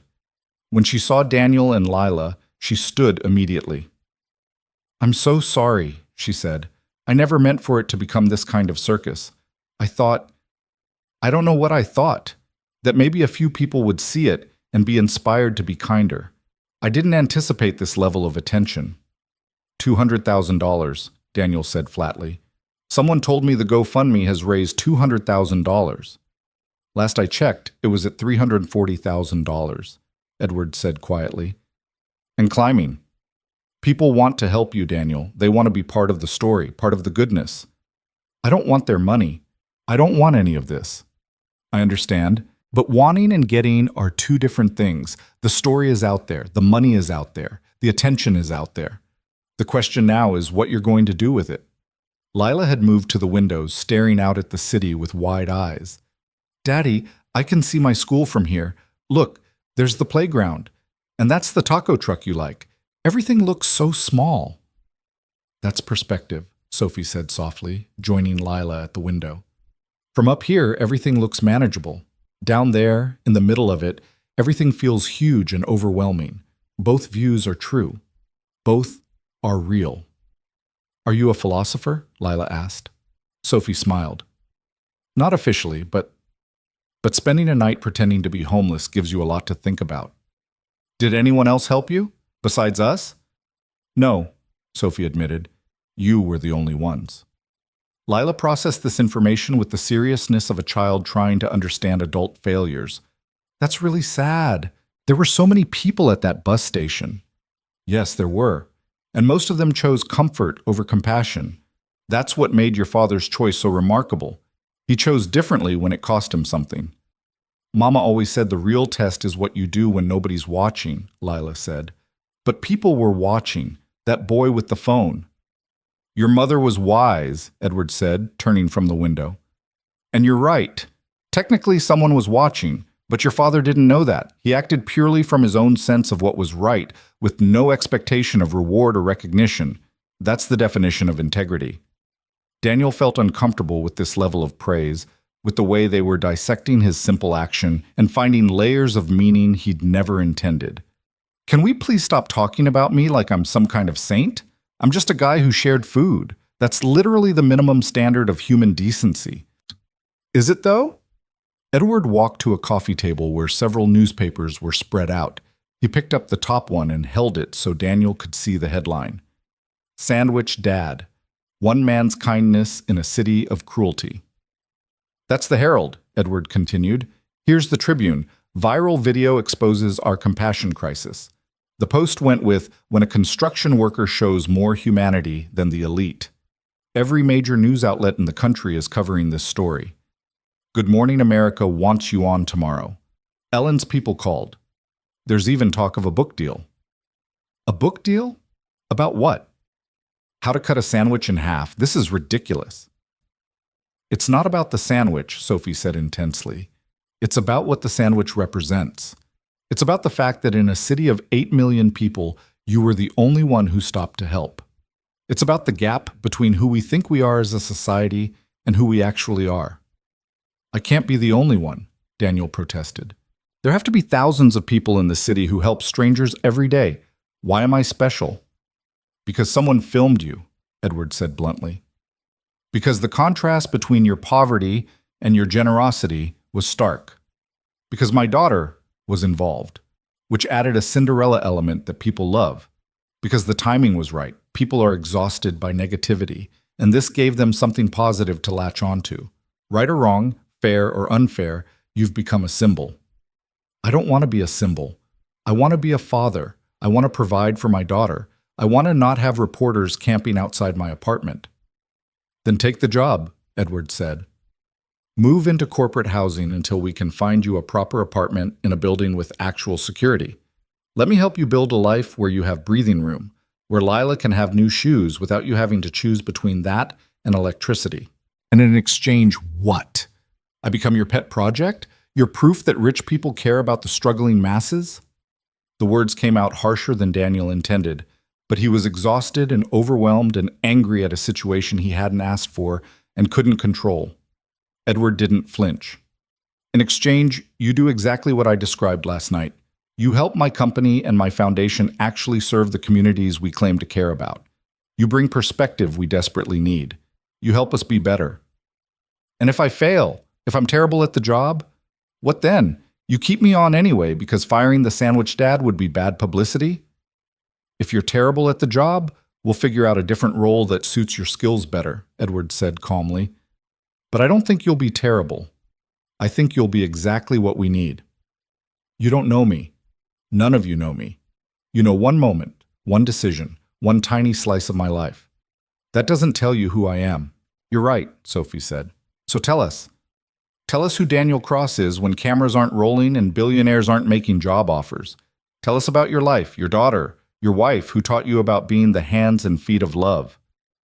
Something in her voice, the genuine curiosity, the lack of judgment, broke through Daniel's defenses. He sank onto the couch, suddenly unable to stand anymore. Sarah died 3 years ago, he heard himself say. Ovarian cancer. We had insurance, but it wasn't enough, never enough. The co-pays and deductibles and experimental treatments that weren't covered. We sold everything, our house, our car, anything worth selling. By the end, we were living in that apartment because it was all we could afford, and even that was barely manageable. Lila came over and sat next to him, taking his hand. He squeezed it gently and continued. When Sarah died, I thought I'd die too. Not literally, but emotionally, spiritually. I couldn't see how to keep going, how to raise Lila alone, how to be both mother and father. But Sarah made me promise, made me swear on Lila's life, that I wouldn't give up, that I'd keep fighting, keep loving, keep seeing people. She sounds extraordinary, Edward said quietly. She was. She really was. And every day since she's been gone, I've tried to live up to what she believed about me. Some days I succeed. Some days I fail. But I keep trying because that's what I promised her. Last night wasn't a failure, Sophie said. Last night was you honoring that promise in the most beautiful way possible. Last night was me being too tired to think straight, Daniel said with a bitter laugh. If I'd had energy to consider the consequences, I might have made a different choice. I might have calculated that we couldn't spare the food, that my daughter's needs had to come first, that helping a stranger was a luxury we couldn't afford. But you didn't make that calculation, Edward pointed out. Your instinct, your immediate, unthinking response was generosity. That tells me more about your character than any resume ever could. A phone rang, and Edward answered it, speaking in low tones. When he hung up, his expression was troubled. That was building security at your apartment. The crowd has grown significantly. Local news is now camped out permanently, and apparently people are starting to leave gifts, food, money, letters.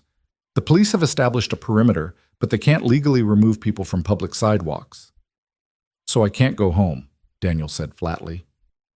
Not today, probably not tomorrow. Eventually the story will fade and attention will move elsewhere, but right now, going home would be impossible. What about my job? My boss is going to fire me. I spoke with your supervisor this morning, Edward said. Explained the situation, offered to compensate the company for your absence. He was surprisingly understanding, actually. Said you're one of his best workers, and he'd hold your position for a week while you deal with your newfound fame. His words. Daniel put his head in his hands. This was a nightmare. A weird, surreal nightmare where helping someone had somehow turned his entire life inside out.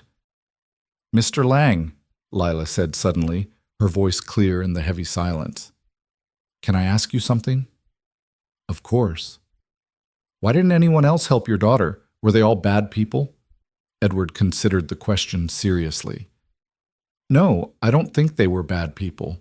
I think they were scared people, tired people, people who've learned to protect themselves first because the world has taught them that survival requires selfishness. But Daddy's tired too, and we don't have much money, so why did he help? That's the question everyone's asking, Edward said. Why did your father choose differently? Lila looked at Daniel, her young face solemn. Because Mama taught us to see people, really see them, not just look at them, but see them. That's what she always said. The room fell silent. Outside the windows, the city hummed with its usual chaos, traffic and construction, and millions of people moving through their lives, most of them not really seeing each other at all. I need to make a decision, Daniel said finally. About the job, about the money people are donating, about all of this. But I can't think clearly right now. I'm exhausted and overwhelmed, and I feel like I'm drowning. Then don't decide today, Edward said. Stay here. This apartment is yours for as long as you need it. Rest.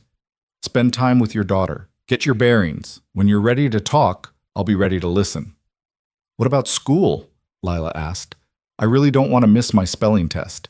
Sophie smiled. How about this? I'll work with your teacher. We'll arrange for you to take the test here, via video call if necessary. You studied hard. You deserve to show what you learned. Really? Lila's face lit up with the first genuine smile Daniel had seen from her all morning. Really? Give me your teacher's name and I'll handle everything. As Sophie and Lila moved to another room to make arrangements, Edward approached Daniel with 2 cups of coffee. You look like you could use this. Daniel took the cup gratefully, wrapping his hands around the warmth. This is really good coffee. It should be. It costs more per pound than most people spend on groceries in a week, Edward said with a wry smile. Absurd, isn't it? The way wealth distorts everything, makes the simple complicated and the expensive routine. Is that why Sophie did what she did? To understand the distortion? Partly, but also because she felt trapped by her privilege, suffocated by a life where every interaction is filtered through money and status. She wanted to know who she was without those filters. She wanted to know if the world would see her as a person or an inconvenience. And she found out it's mostly the latter. Yes, 23 people looked at my daughter and saw trash to be avoided. That's a damning indictment of the society I've helped build. Edward stared into his coffee. I've spent 50 years accumulating wealth and power. I've built a company that employs thousands, created products that millions use, donated millions to charity. And yet somehow, the city I live in has become a place where a hungry, scared young woman can beg for help for 6 hours and receive nothing but contempt. You can't take that personally, Daniel said. You're not responsible for every cruel person in the city. Aren't I, though? I've shaped policy through lobbying. I've influenced elections through donations. I've set wage standards that other companies follow. My choices ripple outward in ways I can't always see or control. If this city has lost its compassion, I bear some responsibility for that loss. It was a startling admission from a man who clearly wasn't used to acknowledging failure. Daniel found himself reevaluating Edward Lang, not as a billionaire or a potential employer, but as a father wrestling with uncomfortable truths about his daughter and his world. So what are you going to do about it? Daniel asked. I don't know yet, but I know I can't do it alone. I need people who understand struggle, who know what it's like to choose between medicine and rent, who see humanity in homeless women at bus stations. He looked at Daniel directly. I need people like you. I'm not special, Daniel said again, but with less conviction this time. Maybe not, but you're different, and right now, different is exactly what we need. They sat in silence for a while, drinking expensive coffee and watching the city below. Daniel thought about his apartment, about the reporters and cameras and chaos. He thought about Lila's spelling test and her shoes with holes and the weight of trying to be everything she needed on his own. He thought about Sarah, about what she'd say if she could see him now. And he realized, with a clarity that felt like sunlight breaking through clouds, that she wouldn't tell him what to do. She'd tell him to trust himself, to make the choice that felt right, even if it scared him. Okay, he said finally. I'll take the job. 3-month trial. If it's not working for either of us after that, we part ways with no hard feelings. I keep living in my apartment, not corporate housing, because I need to stay connected to where I came from, and I'm donating half that GoFundMe money to homeless services in the city, because if people want to help me, they should also want to help everyone else who's struggling. Edward extended his hand. Deal. Though I'd still recommend staying here until the media attention dies down. Deal, Daniel agreed, shaking his hand. And Mr. Lang? Thank you for seeing past the surface, for taking a chance on someone who has no business working in your world. You have every business working in my world, Edward corrected, because my world desperately needs what you bring to it, perspective, humility, and a moral compass that actually points true north. Sophie and Lila returned, both smiling. Your teacher says you can take the test via Zoom at 2 p.m., Sophie announced. She's really excited for you and says the whole school is talking about your dad. Great, Lila said, but she looked worried. Are they saying mean things? Some kids are jealous, Sophie admitted, but most of them think your dad is pretty amazing.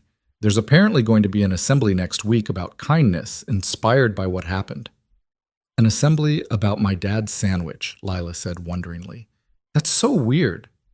Welcome to viral fame, Sophie said with a laugh, where everything becomes weird and nothing makes sense anymore. Speaking of which, Edward said, pulling out his phone, the media requests are becoming more insistent. We need to decide how to handle this. Do you want to do interviews, make a statement, or try to write it out silently? Daniel thought about Marcus Chen, about the teenage boy who'd looked so worried that he'd done something wrong, about the power of storytelling, of showing rather than telling. One interview, he said, local news, someone reputable. I'll tell our story, mine, Lila's, Sophie's, and I'll ask people to channel this energy into actually helping people instead of just feeling good about my story. After that, no more interviews. I'm not a celebrity. I'm a guy trying to live his life. That's wise, Edward said. I'll set it up for tomorrow. Give you time to prepare. Anything else you need? Yeah, Daniel said. Someone to explain to my daughter's class why her dad isn't crazy for giving away his dinner. I can do that, Sophie offered. I'd love to talk to them about what I learned, about why your dad's choice mattered, if that's okay with you. Daniel looked at Lila, who nodded eagerly.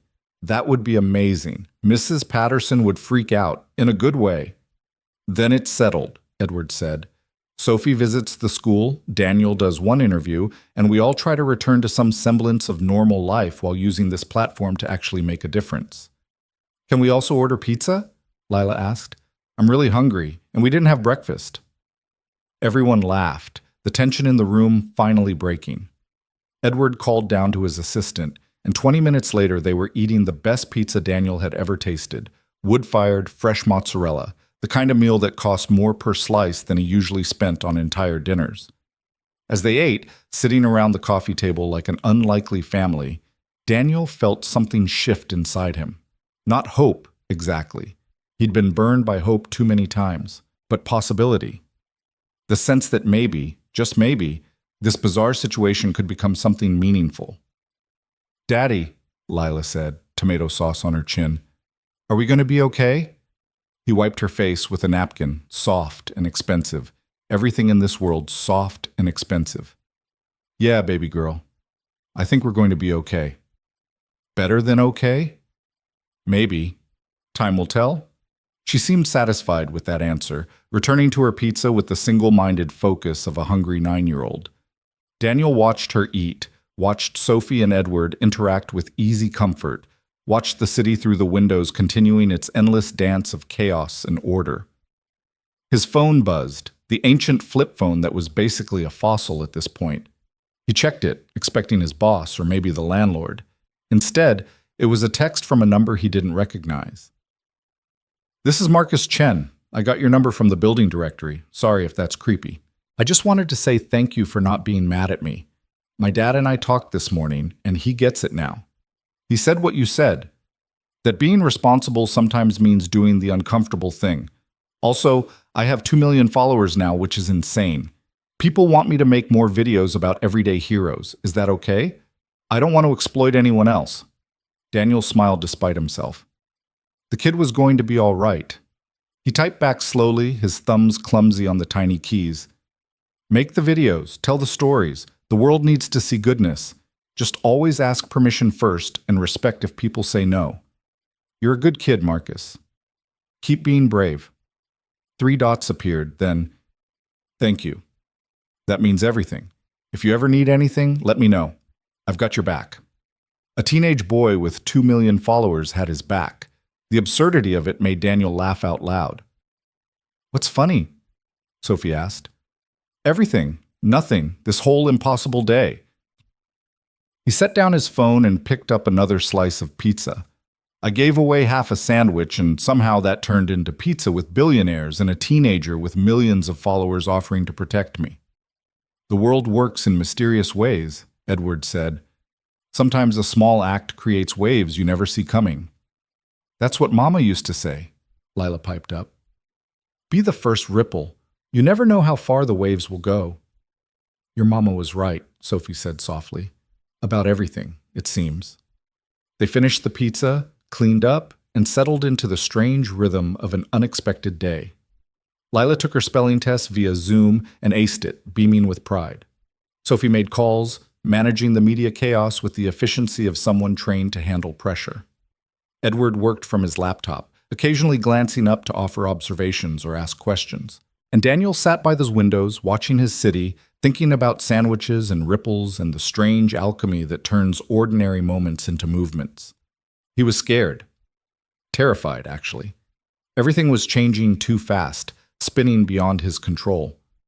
But beneath the fear, something else bloomed, a fragile, tentative feeling that might have been gratitude. He tried to help one person, just one. And somehow, impossibly, that single moment of compassion was creating opportunities to help thousands more. Sarah would have loved this. She would have laughed at the absurdity, cried at the beauty, and pushed him forward with her characteristic blend of gentleness and steel. Be the hands and feet, he whispered to her memory. I'm trying, Sarah. I'm really trying.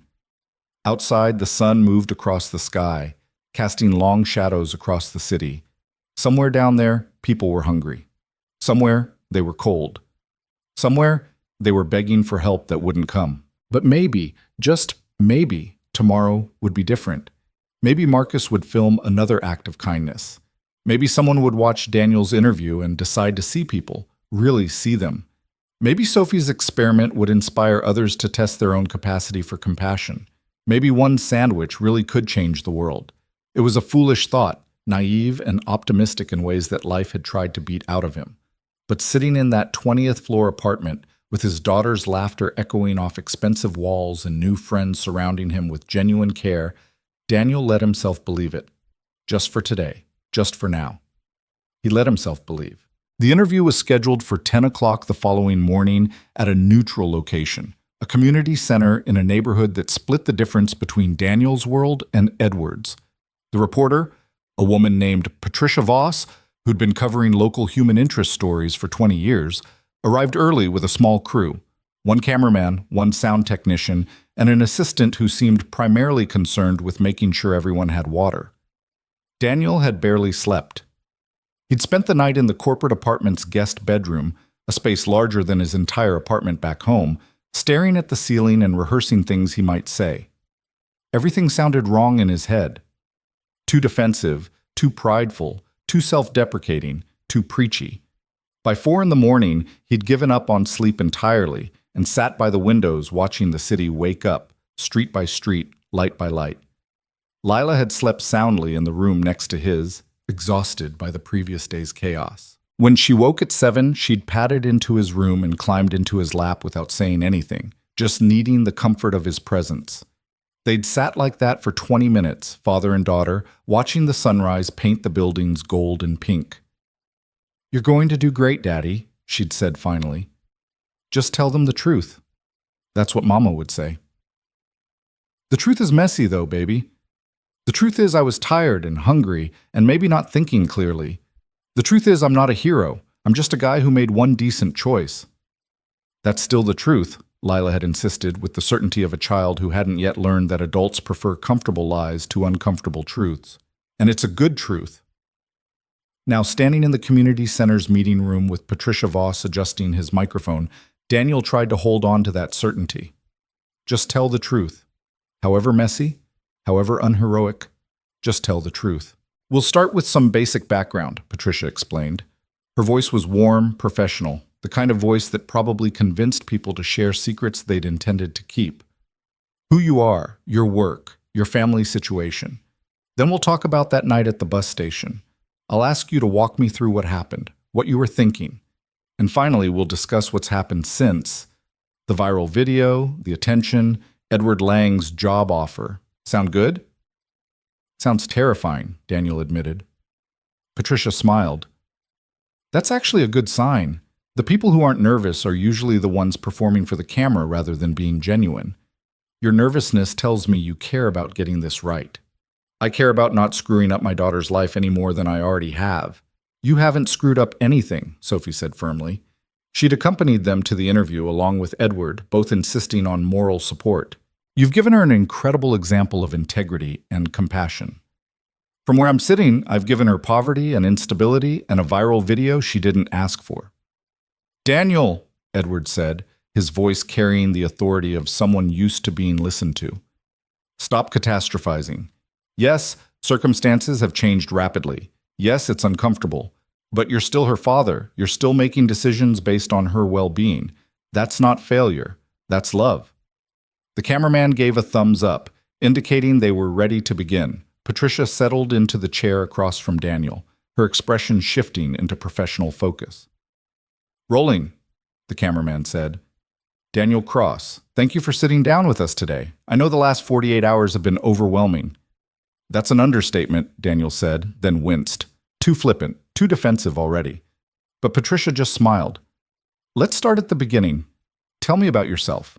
Who is Daniel Cross when he's not being called Sandwich Dad by the internet? Daniel took a breath, organizing his thoughts. I'm a 38-year-old construction worker. I've lived in this city my whole life. I'm a widower. My wife Sarah died 3 years ago from cancer, and I'm raising our 9-year-old daughter Lila on my own. We live in a small apartment on Union Street. We get by. You get by, Patricia repeated. What does that mean, practically speaking? It means we have a roof over our heads and food on the table most days. It means I work 6 days a week doing physical labor that's destroying my body. It means Lila wears shoes with holes in them because new shoes cost money we need for other things. It means we walk instead of taking the bus when we can't afford fare.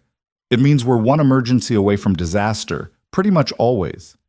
He hadn't meant to be quite that honest, but the words tumbled out anyway. Patricia nodded, her expression sympathetic but not pitying. And 2 nights ago, at the Union Street bus station, you encountered a young woman who appeared to be homeless. Can you walk me through what happened? Daniel closed his eyes for a moment, pulling up the memory. Lila and I were sharing a sandwich, the only food we had. It was supposed to be dinner. We'd walked to the bus station because we usually try to catch the 6:15, but we couldn't afford fare that night, so we were just resting before walking the 5 miles home. 5 miles in the rain? It wasn't raining when we started, but yeah, 5 miles. We've done it before. Patricia let that sit for a moment.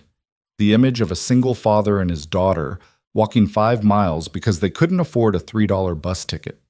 Daniel could almost see the viewers at home processing that information, confronting their own assumptions about poverty. So you're sitting there with your daughter, sharing this sandwich, and then what? A young woman came into the shelter. She was soaked, covered in mud, clearly distressed. She sat down away from everyone else and just started crying. Quietly, like she was trying not to bother anyone. Other people in the shelter, they moved away from her. Made comments, called her names, assumed she was on drugs or crazy or dangerous. But you didn't assume those things? I assumed she was hurting. I assumed she needed help. That's all I needed to know. Your daughter noticed her first, is that right? Yeah, Lila tugged on my sleeve and said, Daddy, she looks hungrier than us, which was probably true.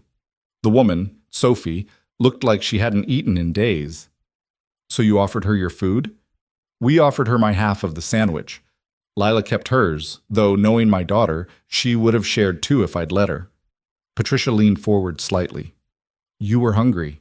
Your daughter was hungry. You had one sandwich between you. Why give away half of it to a stranger? It was the question everyone wanted answered, the mystery at the heart of the viral moment. Daniel struggled to find words that would adequately explain something that felt obvious to him. Because she needed it more than I did. Because hunger is hunger, whether it's my hunger or someone else's. Because my wife Sarah spent our entire marriage teaching me to see people, really see them, not just look past them like they're obstacles or scenery. Because my daughter was watching, and I needed her to understand that having very little isn't an excuse for giving nothing. He paused, then added more quietly, and honestly, because it was the only thing I could give. I couldn't offer money. We don't have any. I couldn't offer a place to stay or a job or any material help. But I had half a sandwich, and that was something. It felt like the absolute least I could do. The least you could do? Patricia echoed. Yet 23 other people that night apparently felt the least they could do was nothing at all.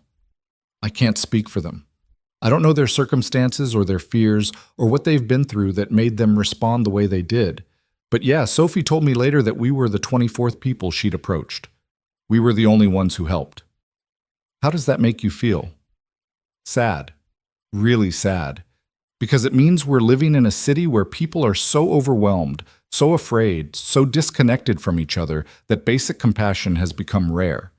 And that shouldn't be rare. That should be normal. Patricia glanced at her notes. Some of our viewers might be wondering, at what point did you realize this wasn't just any homeless woman? That Sophie was actually Sophie Lang, daughter of one of the wealthiest men in the country?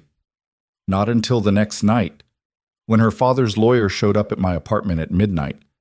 Daniel allowed himself a small smile at the memory. That was quite a shock.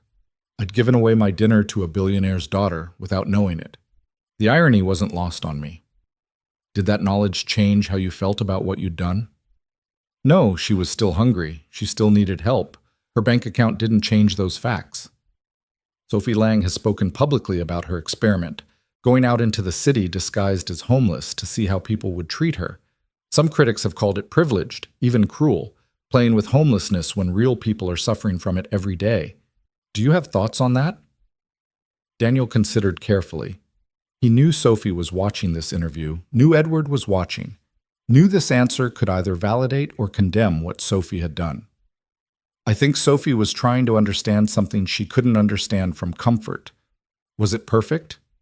No. Did it require privilege to even attempt? Absolutely. But I also think it took courage to voluntarily experience what millions of people experience involuntarily every day. And most importantly, she's using what she learned to try to change things. That matters. Speaking of change, Edward Lang has offered you a position with his company, Community Liaison, helping direct resources to underserved populations. Have you accepted? I have. 3-month trial period, but yes, I'm taking the job. Some people might say you're being bought off, that Edward Lang is using you as a PR opportunity, capitalizing on your moment of goodness for his own benefit. There it was. The question designed to create conflict, to generate the kind of controversy that kept stories alive in news cycles. Daniel felt his jaw tighten, but he kept his voice level. Some people will always find a way to make kindness complicated. Yes, Edward Lang is wealthy and powerful. Yes, this situation creates good publicity for him and his company. But none of that changes the fact that he's offering me an opportunity to help more people than I could ever help from a construction site. If I can use this bizarre situation to actually make a difference, to advocate for people who usually don't get heard in corporate boardrooms, then I'd be stupid to refuse out of some misplaced sense of pride. You mentioned earlier that you're donating half the GoFundMe money to homeless services. Can you talk about that decision? It's simple math. People saw me help one person and wanted to help me in return. That's beautiful and generous, and I'm grateful. But there are thousands of people in this city who need help just as much as I do, more than I do now, actually. If people want to support me, I want them to support everyone. I want their compassion to extend beyond one viral video to the ongoing crisis of poverty and homelessness that we all pretend not to see. Patricia nodded slowly. You've become a symbol, whether you wanted to or not. The video of you sharing your sandwich has been viewed over 15 million times. People are calling you a hero, an inspiration. There are memes, tribute videos, children dressing up as you for school projects. How do you handle that level of attention? Badly, Daniel admitted with a rough laugh. I don't know how to be a symbol. I'm just a dad trying to raise his daughter right and make it to the end of each month without disaster. The attention feels surreal and uncomfortable and honestly a little scary. What scares you about it? The people will expect me to be perfect, that they'll dig into my past and find all the times I didn't help, all the moments I walked past suffering because I was too tired or too worried about my own problems. That they'll realize I'm not special or heroic. I'm just a guy who made one decent choice that happened to get filmed. Do you think that would change how people see you if they knew you weren't perfect? Probably. People like stories with clear heroes and villains. They like believing that some people are just naturally good and others are naturally bad. The truth is messier. We're all capable of both compassion and cruelty, often in the same day. I've walked past homeless people before. I've ignored suffering because acknowledging it hurt too much. I've made selfish choices and rationalized them as necessary. I'm not better than anyone else. I just happened to make a different choice that one night. Patricia sat back, studying him. That might be the most honest thing anyone said on camera in years. Most people in your position would lean into the hero narrative, let themselves be elevated, enjoy the praise. I'm not most people. And honestly, the hero narrative is dangerous. It suggests that helping others requires some special quality that most people don't have. It creates an excuse for inaction. I'm not a hero like that guy, so I can't be expected to help. But the truth is, everyone can share their sandwich. Everyone can see people. Everyone can choose compassion. You don't need to be special. You just need to be human. Is that the message you want people to take from this? Yeah, that's exactly it. Daniel leaned forward, speaking directly to the camera now, to all the invisible viewers who'd turned him into Sandwich Dad and made him a trending topic. If you saw that video and felt inspired, that's wonderful. But don't let it stop at feeling. Don't just applaud my choice and then walk past the next person who needs help. Actually see people. Actually stop. Actually share whatever you have to share, your sandwich, your time, your attention. That's how change happens. Not through one viral moment, but through a million small moments of people choosing connection over convenience. Patricia smiled. That's a good place to end. Thank you, Daniel, for your time and your honesty. I think a lot of people needed to hear this. Can I add one more thing? Of course. Daniel looked at the camera again. To Sophie, if you're watching, which I know you are, thank you. Thank you for trusting us that night, for sharing your experiment, for using your privilege to shine a light on problems that usually stay in darkness. What you did was brave and important. He paused, his throat tightening with emotion. And to my daughter Lila, you were right, baby girl. She did look hungrier than us. Thank you for seeing that. Thank you for being brave enough to say it. Your mama would be so proud of you. I know I am. The cameraman called cut, and the tension in Daniel's shoulders immediately released. Patricia stood, extending her hand. That was remarkable, genuinely. In 20 years of interviews, I've rarely heard someone speak with that much authenticity. I just hope it helps, Daniel said, shaking her hand. I hope people actually listen instead of just consuming it as entertainment. Some will listen, some won't. But you did your part. You told the truth clearly and compassionately. That's all you can control. Sophie appeared at his side, her eyes wet. That was perfect. Everything you said, perfect. I probably made your father sound like a saint. He might not appreciate that. He'll survive, Edward said, joining them. And you didn't make me sound like a saint. You made me sound like a man trying to do better, which is accurate. Lila had been sitting off to the side during the interview, coloring in a book Sophie had bought for her. Now she ran over and hugged Daniel's legs. You were really good, Daddy. You didn't even sound nervous. I was terrified the whole time.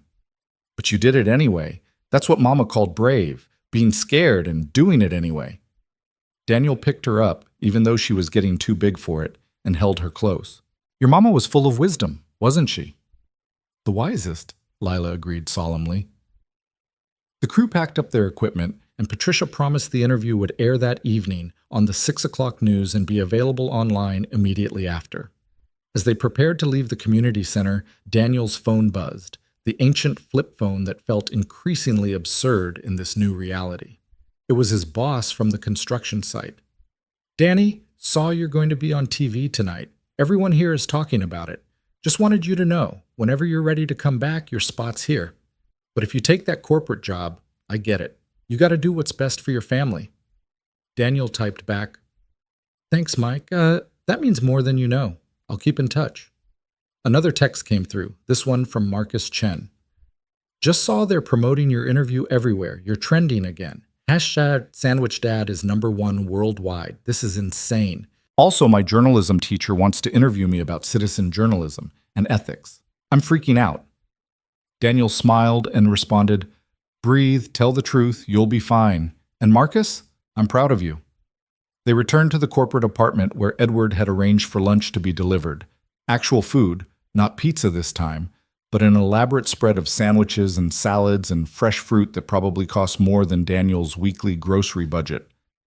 I'm going back to the office for a few hours, Edward said as they ate. Board meeting I can't miss. But I'll be back before the interview airs. I want to watch it with you, if that's all right. You don't have to do that. I know, but I want to. This story involves my daughter. It involves a choice I'm making about my company's direction.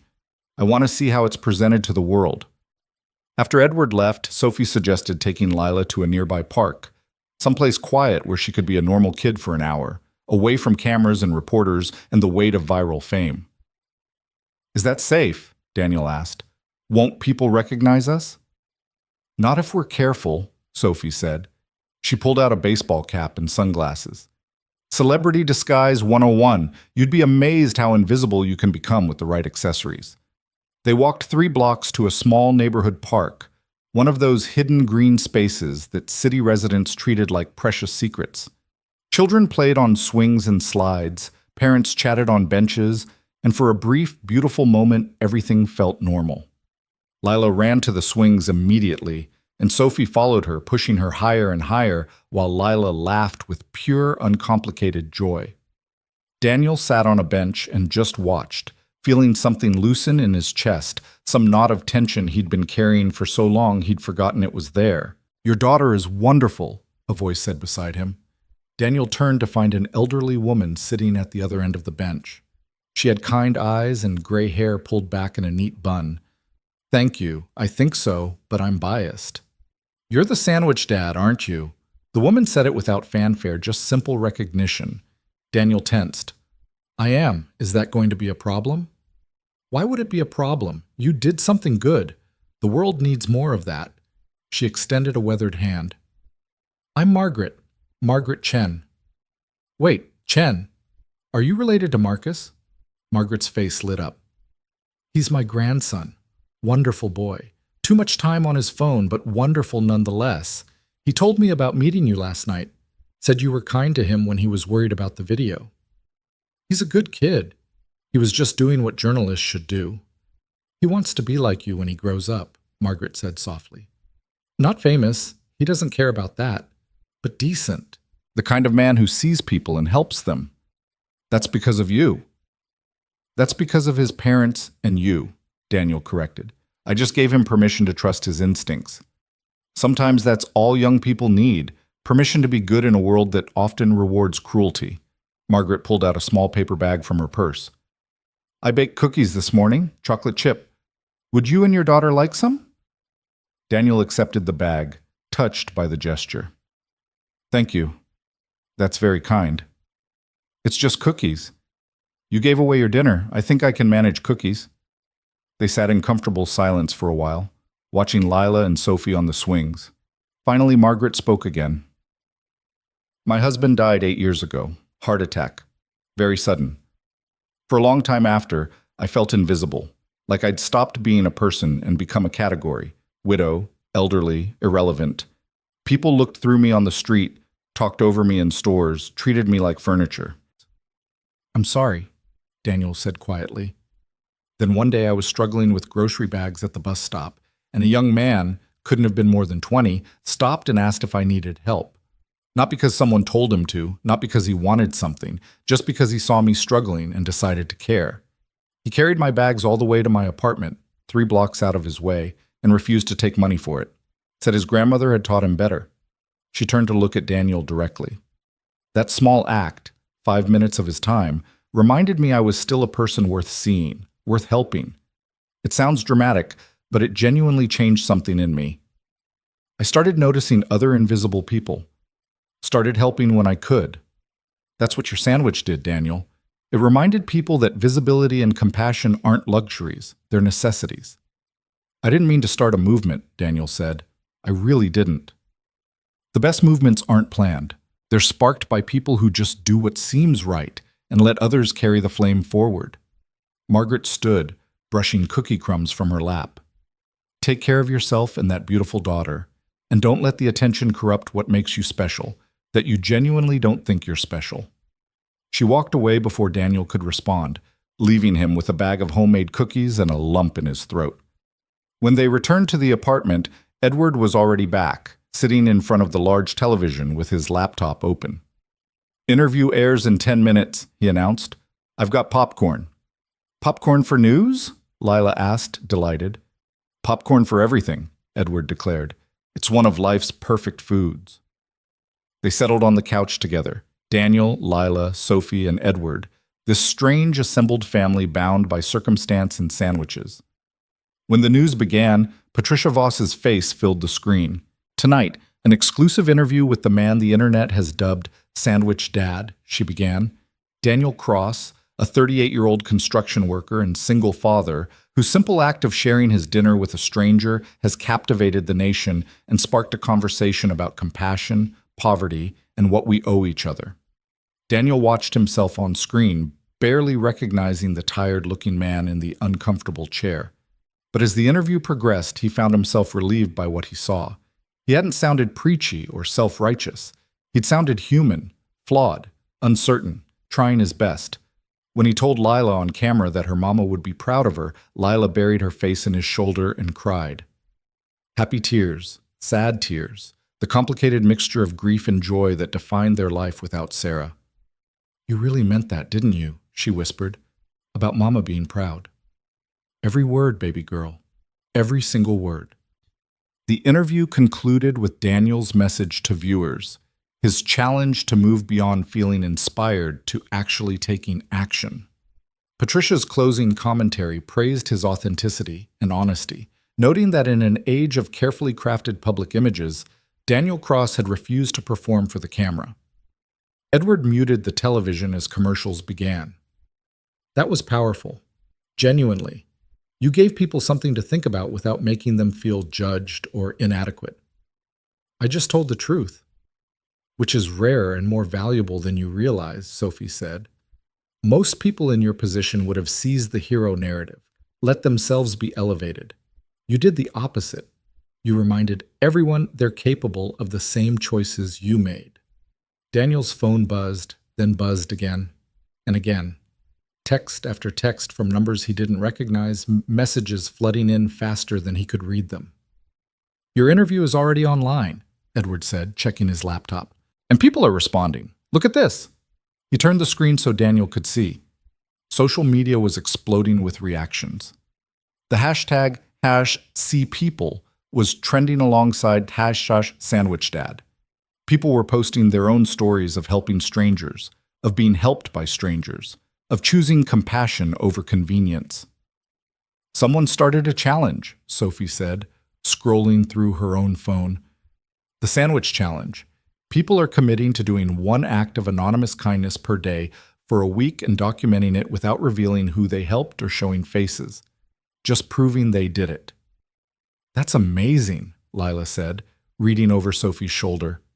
People are being nice because of Daddy's sandwich. Not because of the sandwich, Daniel corrected gently, because they were always capable of being nice. They just needed permission to act on it.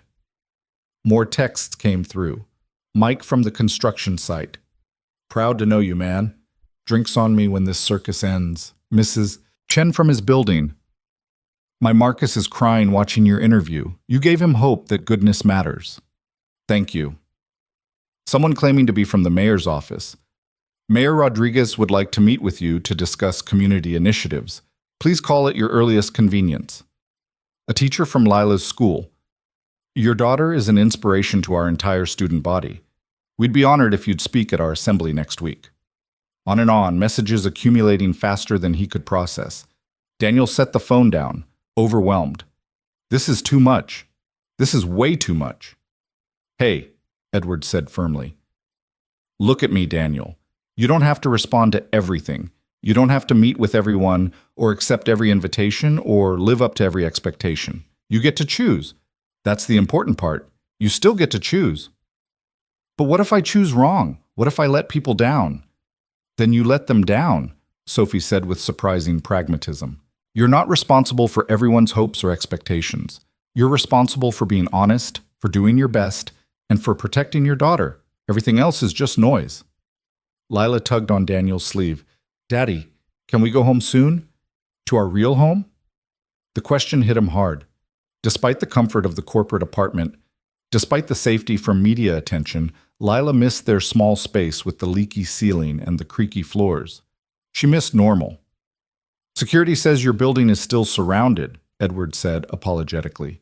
It's gotten worse since the interview aired, maybe another day or two before it's safe to return. I can't hide forever, Daniel said. Eventually, I have to go back to real life. What if we could make real life more manageable? Edward proposed. Different building, better security, same neighborhood if you want, same schools, same connections, just with a buffer between you and the chaos. I can't afford a different building. You can now. Between the job salary and the GoFundMe money you're keeping, you can afford options. Let me help you find a place where Lila can be safe and you can breathe. Daniel wanted to refuse on principle, wanted to insist he could handle things himself. But looking at his daughter's tired face, at the strain around her eyes that no 9-year-old should carry, he realized his pride was getting in the way of her well-being. Okay, he said quietly. Okay, let's look at options. But nothing extravagant, nothing that would make us forget where we came from. Deal, Edward said. I'll have Margaret, my assistant, not Marcus's grandmother, compile some listings tomorrow. You can choose whatever feels right. They spent the rest of the evening in the kind of comfortable domesticity that Daniel hadn't experienced since Sarah died. They played board games. Lila demolished them all at Uno and talked about everything except viral videos and job offers and media attention. They were just people, sharing space and time, finding small moments of peace in the chaos. Around 9, Lila started yawning, her head drooping against Daniel's shoulder. He carried her to the guest room and tucked her in, sitting on the edge of the bed like he did every night. Daddy, she murmured, half asleep. Are we still us? Even with everything changing? We're still us, baby girl. Always. Money can't change that. Attention can't change that. Nothing can change who we are at our core. I miss Mama. Me too, sweetheart. Every single day. Do you think she knows? About the sandwich and Sophie and everything? Daniel stroked her hair, thinking about Sarah, about her fierce belief in something beyond this world. Yeah, I think she knows. And I think she's probably laughing at how something so simple became so complicated. That sounds like Mama, Lila said with a sleepy smile. She always laughed at complicated things. When Daniel returned to the living room, he found Sophie and Edward deep in conversation, their voices low. They looked up as he entered. Everything okay? He asked. We were just discussing next steps, Edward said.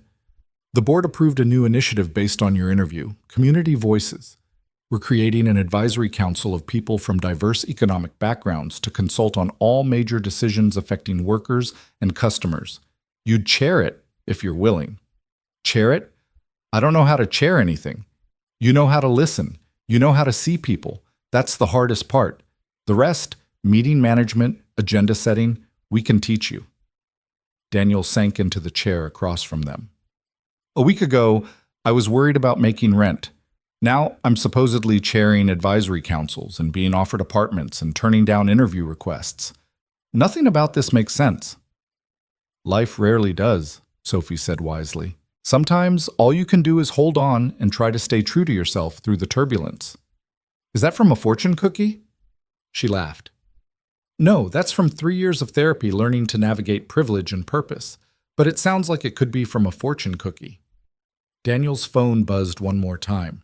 He almost ignored it, but something made him check. The message was from a number he didn't recognize, but the words made his breath catch. This is Sarah's sister, Jennifer. I know we haven't spoken since the funeral. I know things ended badly between us, but I saw your interview tonight, and I saw Lila's face when you talked about Sarah being proud of her. She looks so much like her mother, Daniel. So much. I'm sorry for the things I said when Sarah died. I'm sorry for blaming you. You're doing exactly what she would have wanted, raising our niece to see people and choose compassion. If you're willing, I'd like to be part of Lila's life again. No pressure, just think about it. Jen.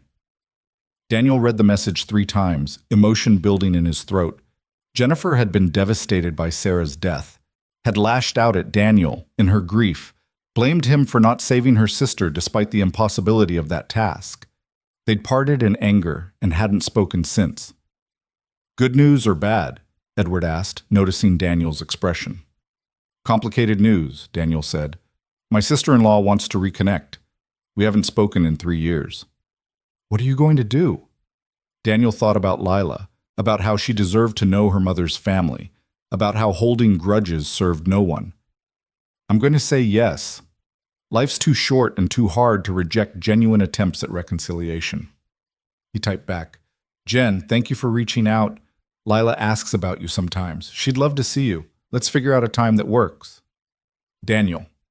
The response came almost immediately. Thank you, God, thank you. I'll call tomorrow. Give Lila a hug from her Aunt Jen. Daniel set down the phone and looked at Sophie and Edward. These people who'd become friends through the strangest circumstances. Is it always like this?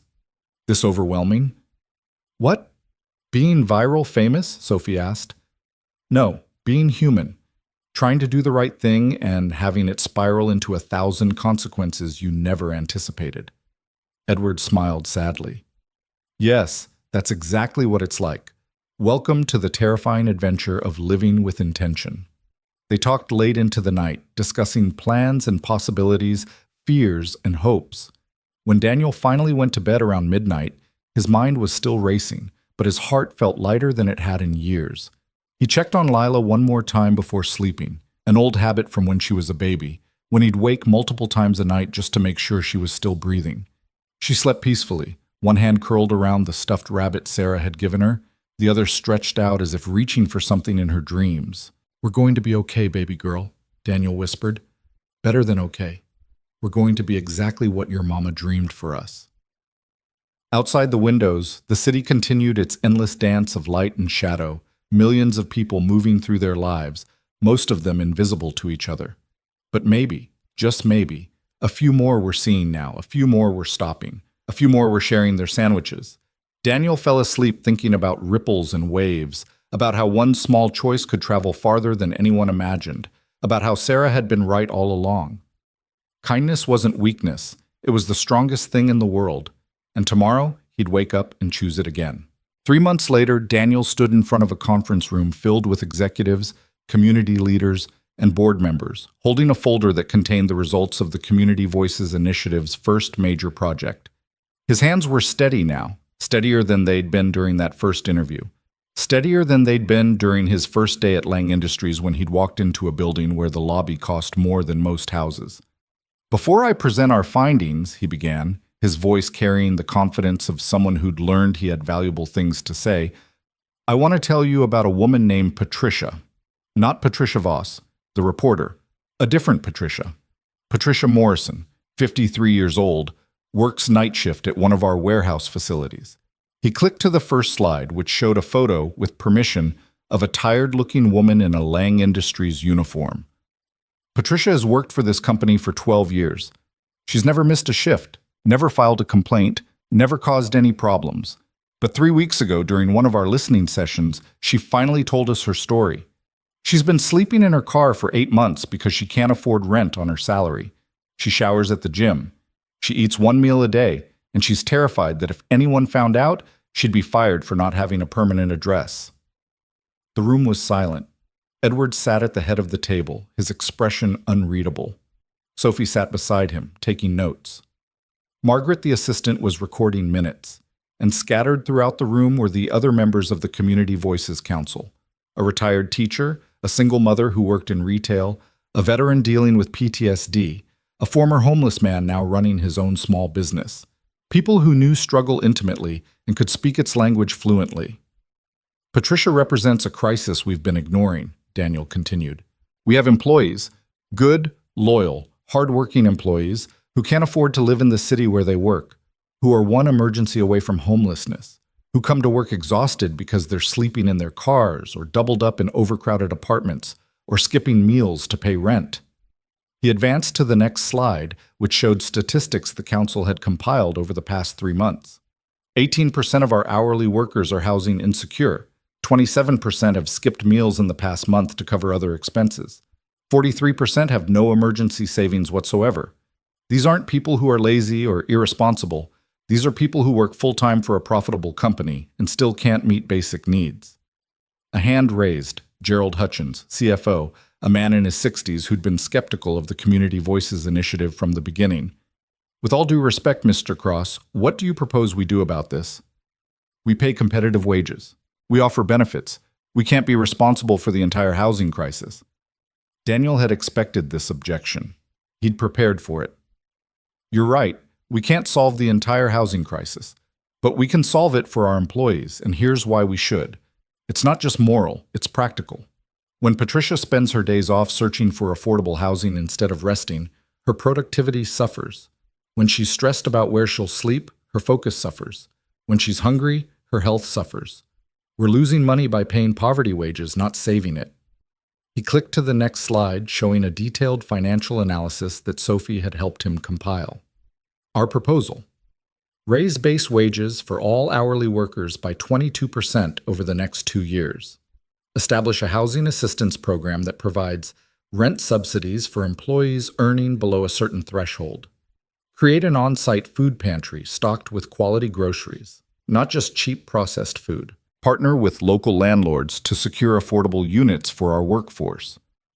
Total cost to the company: approximately $47 million over 2 years. The number hung in the air. Several board members shifted uncomfortably. Gerald looked like he was about to have a stroke. $47 million, he repeated. You're proposing we spend $47 million to ensure that the people who make this company run can afford to live with dignity, Daniel interrupted. Yes, that's exactly what I'm proposing. That's nearly 15% of our annual profits. It is. And in return, we'll see decreased turnover, increased productivity, better employee health, and a workforce that's actually loyal to the company instead of just trapped by lack of options. But more than that, Daniel paused, making sure he had everyone's attention. We'll be able to look our employees in the eye and honestly say we value them. Right now, that's a lie. We can't honestly say we value people we're allowing to sleep in their cars. Edward leaned forward, speaking for the first time since the presentation began. You've done your homework on this, Daniel. What's the expected ROI? Conservative estimates suggest we'll break even within 4 years through reduced turnover and training costs alone. But if you're asking me whether this pencils out as a pure profit-maximizing decision, the answer is no. This is about defining what kind of company we want to be. Do we want to be the kind that extracts maximum value from workers while they struggle? Or do we want to be the kind that recognizes human dignity isn't negotiable? That's a false dichotomy, Gerald argued. We can respect human dignity and still maintain fiscal responsibility. Can we? Daniel challenged. Because right now we're doing neither. We're paying people so little they can't afford housing, and we're losing institutional knowledge every time someone quits because they found a job that pays 50 cents more per hour. That's not fiscal responsibility. That's short-term thinking disguised as prudence. The debate continued for another hour, passionate and occasionally heated. Daniel held his ground, backed by data and personal stories, and the moral authority of someone who'd lived the struggle he was describing. The other council members chimed in, each adding their perspective, their expertise, their humanity to the argument. Finally, Edward called for a vote. The proposal passed. Barely. 8 votes in favor, 7 against. It wasn't unanimous, but it was enough. Motion carries, Edward announced. We'll begin implementation immediately. Daniel, your team will oversee the rollout. Make it work. As the room cleared, Gerald approached Daniel with a grudging expression that might have been respect. That was impressive, he admitted. I still think you're being naive about human nature and economics, but I'll give you credit. You argue passionately and you've done your homework. Where'd you learn to build financial models? Sophie taught me, and YouTube. Turns out when you're motivated to help people, you can learn pretty much anything. Gerald actually smiled. Well, don't screw this up. If it fails, I'll make sure everyone knows it was your idea. If it fails, I'll own it completely, Daniel said. But it's not going to fail. After Gerald left, Sophie approached with a grin. That was amazing. You had him on the defensive the entire time. I had facts on my side. That helps. You had more than facts. You had moral clarity. That's rarer and more powerful. She handed him a folder. Speaking of which, I need your signature on these. We're finalizing the partnership with the homeless services organizations for the GoFundMe distribution. Daniel opened the folder, scanning the documents. Over the past 3 months, he and Sophie had worked with local nonprofits to ensure the donated money which had ultimately reached over $400,000 before he'd shut down the fund, was distributed effectively. Half had gone to Daniel's family, allowing him to move into a modest two-bedroom apartment in a safe building with actual security and working heat. The other half was being split among 5 organizations doing direct work with homeless populations. "This looks good," he said, signing where indicated. "When's the press conference?" "Next week, Tuesday at 10. Are you ready for another media circus?" "I'm never ready, but I'll do it anyway." The past 3 months had been a whirlwind of exactly that, doing things he wasn't ready for, learning on the fly, making mistakes and correcting them, slowly building confidence in his ability to navigate this new world. He'd appeared on 3 more television programs, always using the platform to redirect attention from himself to systemic issues. He'd given talks at schools, community centers, and even a university where he'd felt wildly out of place until a student told him his speech had inspired her to switch her major from finance to social work. The viral attention had faded somewhat, 15 minutes of fame proving to be fairly accurate, but it hadn't disappeared entirely. People still recognized him sometimes, still called him Sandwich Dad, still wanted selfies or to share their own stories of helping or being helped. He'd learned to accept it with grace, to understand that his discomfort was less important than the conversations his story enabled. Most importantly, Lila was thriving. The new apartment was close enough to her old school that she hadn't had to change buildings, but the stability of knowing they could afford rent and food and heat had transformed her. She smiled more, mild, worried less, brought friends home without embarrassment about their living situation. Her grades had improved dramatically. Turned out it was easier to focus on homework when you weren't hungry or anxious about eviction. And Jennifer, Sarah's sister, had reconnected with them gradually, carefully, rebuilding trust that grief had shattered. She'd taken Lila to the zoo last weekend, and watching them together, aunt and niece laughing over ice cream, had made Daniel's heart ache with bittersweet joy. Sarah would have loved seeing her sister and daughter reunited. "Dad!" Lila's voice echoed through the Lang Industries lobby as Daniel exited the conference room. She was waiting with Jennifer, both of them bundled against the November cold. "How'd it go?" "We won," Daniel said, scooping her into a hug. "The proposal passed. So people won't have to sleep in their cars anymore?" "Not if they work for this company. It's a start, baby girl, just a start." As Jennifer smiled at him, a real smile, warm and genuine, so much like Sarah's it hurt. "I'm proud of you, Danny. Sarah would be too." "I'm just doing what she taught me." "No, you're doing what she dreamed of, turning personal compassion into systemic change. That's bigger than she ever imagined." They walked out together into the crisp autumn afternoon. The city looked different to Daniel now, though he couldn't quite articulate how. Maybe it was that he saw more, really saw more. The homeless man on the corner wasn't just scenery anymore. He was James, a veteran Daniel had met during a Community Voices outreach session. The woman struggling with groceries wasn't an inconvenience. She was someone who might need help. The world had become populated with people instead of obstacles. "Can we stop at the bus station?" Lila asked suddenly. "The one where it all happened?" Daniel and Jennifer exchanged glances. "Why, sweetheart?" "I don't know. I just want to see it again. Remember where we were before everything changed." They took the subway. Daniel could afford taxis now, but he preferred public transportation, liked staying connected to how most people actually lived, and emerged at Union Street Station as evening approached. The same tired bus shelter, the same cracked benches, the same faded schedule board. But something was different. Someone had painted a mural on the metal wall, a beautiful, detailed image of hands breaking bread, sharing food, people of all backgrounds connected by simple acts of kindness. At the bottom, in flowing script, it read, "Be the first ripple. You never know how far the waves will go." "It's Mama's saying," Lila breathed. "Someone painted Mama's saying." Daniel felt tears prick his eyes. He walked closer to the mural and saw a small plaque. "In memory of Sarah Cross, who taught us to see people, and in honor of Daniel Cross, who showed us how. Commissioned by the Union Street Community Coalition. Artist, Marcus Chen." "Marcus painted this?" Daniel pulled out his phone and texted the teenager. "Just saw the mural. It's beautiful. Thank you." The response came immediately. "You inspired it. 5 million people have watched my video about painting it. Turns out art and kindness make pretty good content. Who knew? Also, I got accepted to journalism school early admission. Full scholarship. Because of the Sandwich Dad coverage.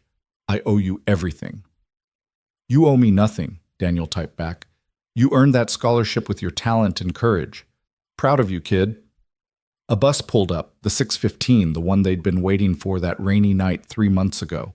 The doors opened and passengers filed out, most of them looking tired, worn down by the demands of work and life and the endless grind of making ends meet. Daniel recognized one of them, Patricia Morrison, the woman he'd mentioned in his presentation. She saw him and stopped, her eyes widening. "Mr. Cross, I didn't expect... I heard about the proposal passing, but I didn't think I'd run into you here." "This is where it all started," Daniel said simply. "Seemed right to come back." Patricia looked at the mural, at the painted hands sharing bread, and her eyes filled with tears. "That's going to be me, isn't it? I'm going to be able to afford an apartment. A real apartment with heat and running water and a door that locks." "You are. Within the month, if everything goes according to plan." She covered her mouth with her hand, trying to hold back sobs. "I've been so scared for so long, and I kept thinking if I just work harder, if I just hold on a little longer, something will change. But nothing ever changed, until you." "Not me," Daniel corrected gently. "Until we decided we couldn't accept this as normal anymore, until enough people chose to see instead of looking away." Patricia hugged him, quick and fierce, then hurried away, crying openly now. Jennifer put her arm around Daniel's shoulders. "You did that," she said softly. "You changed that woman's life." "I gave away a sandwich," Daniel said. "That's all." "That's everything," Lila corrected, echoing Sophie's words from months ago. "Mama always said small things become big things if enough people care."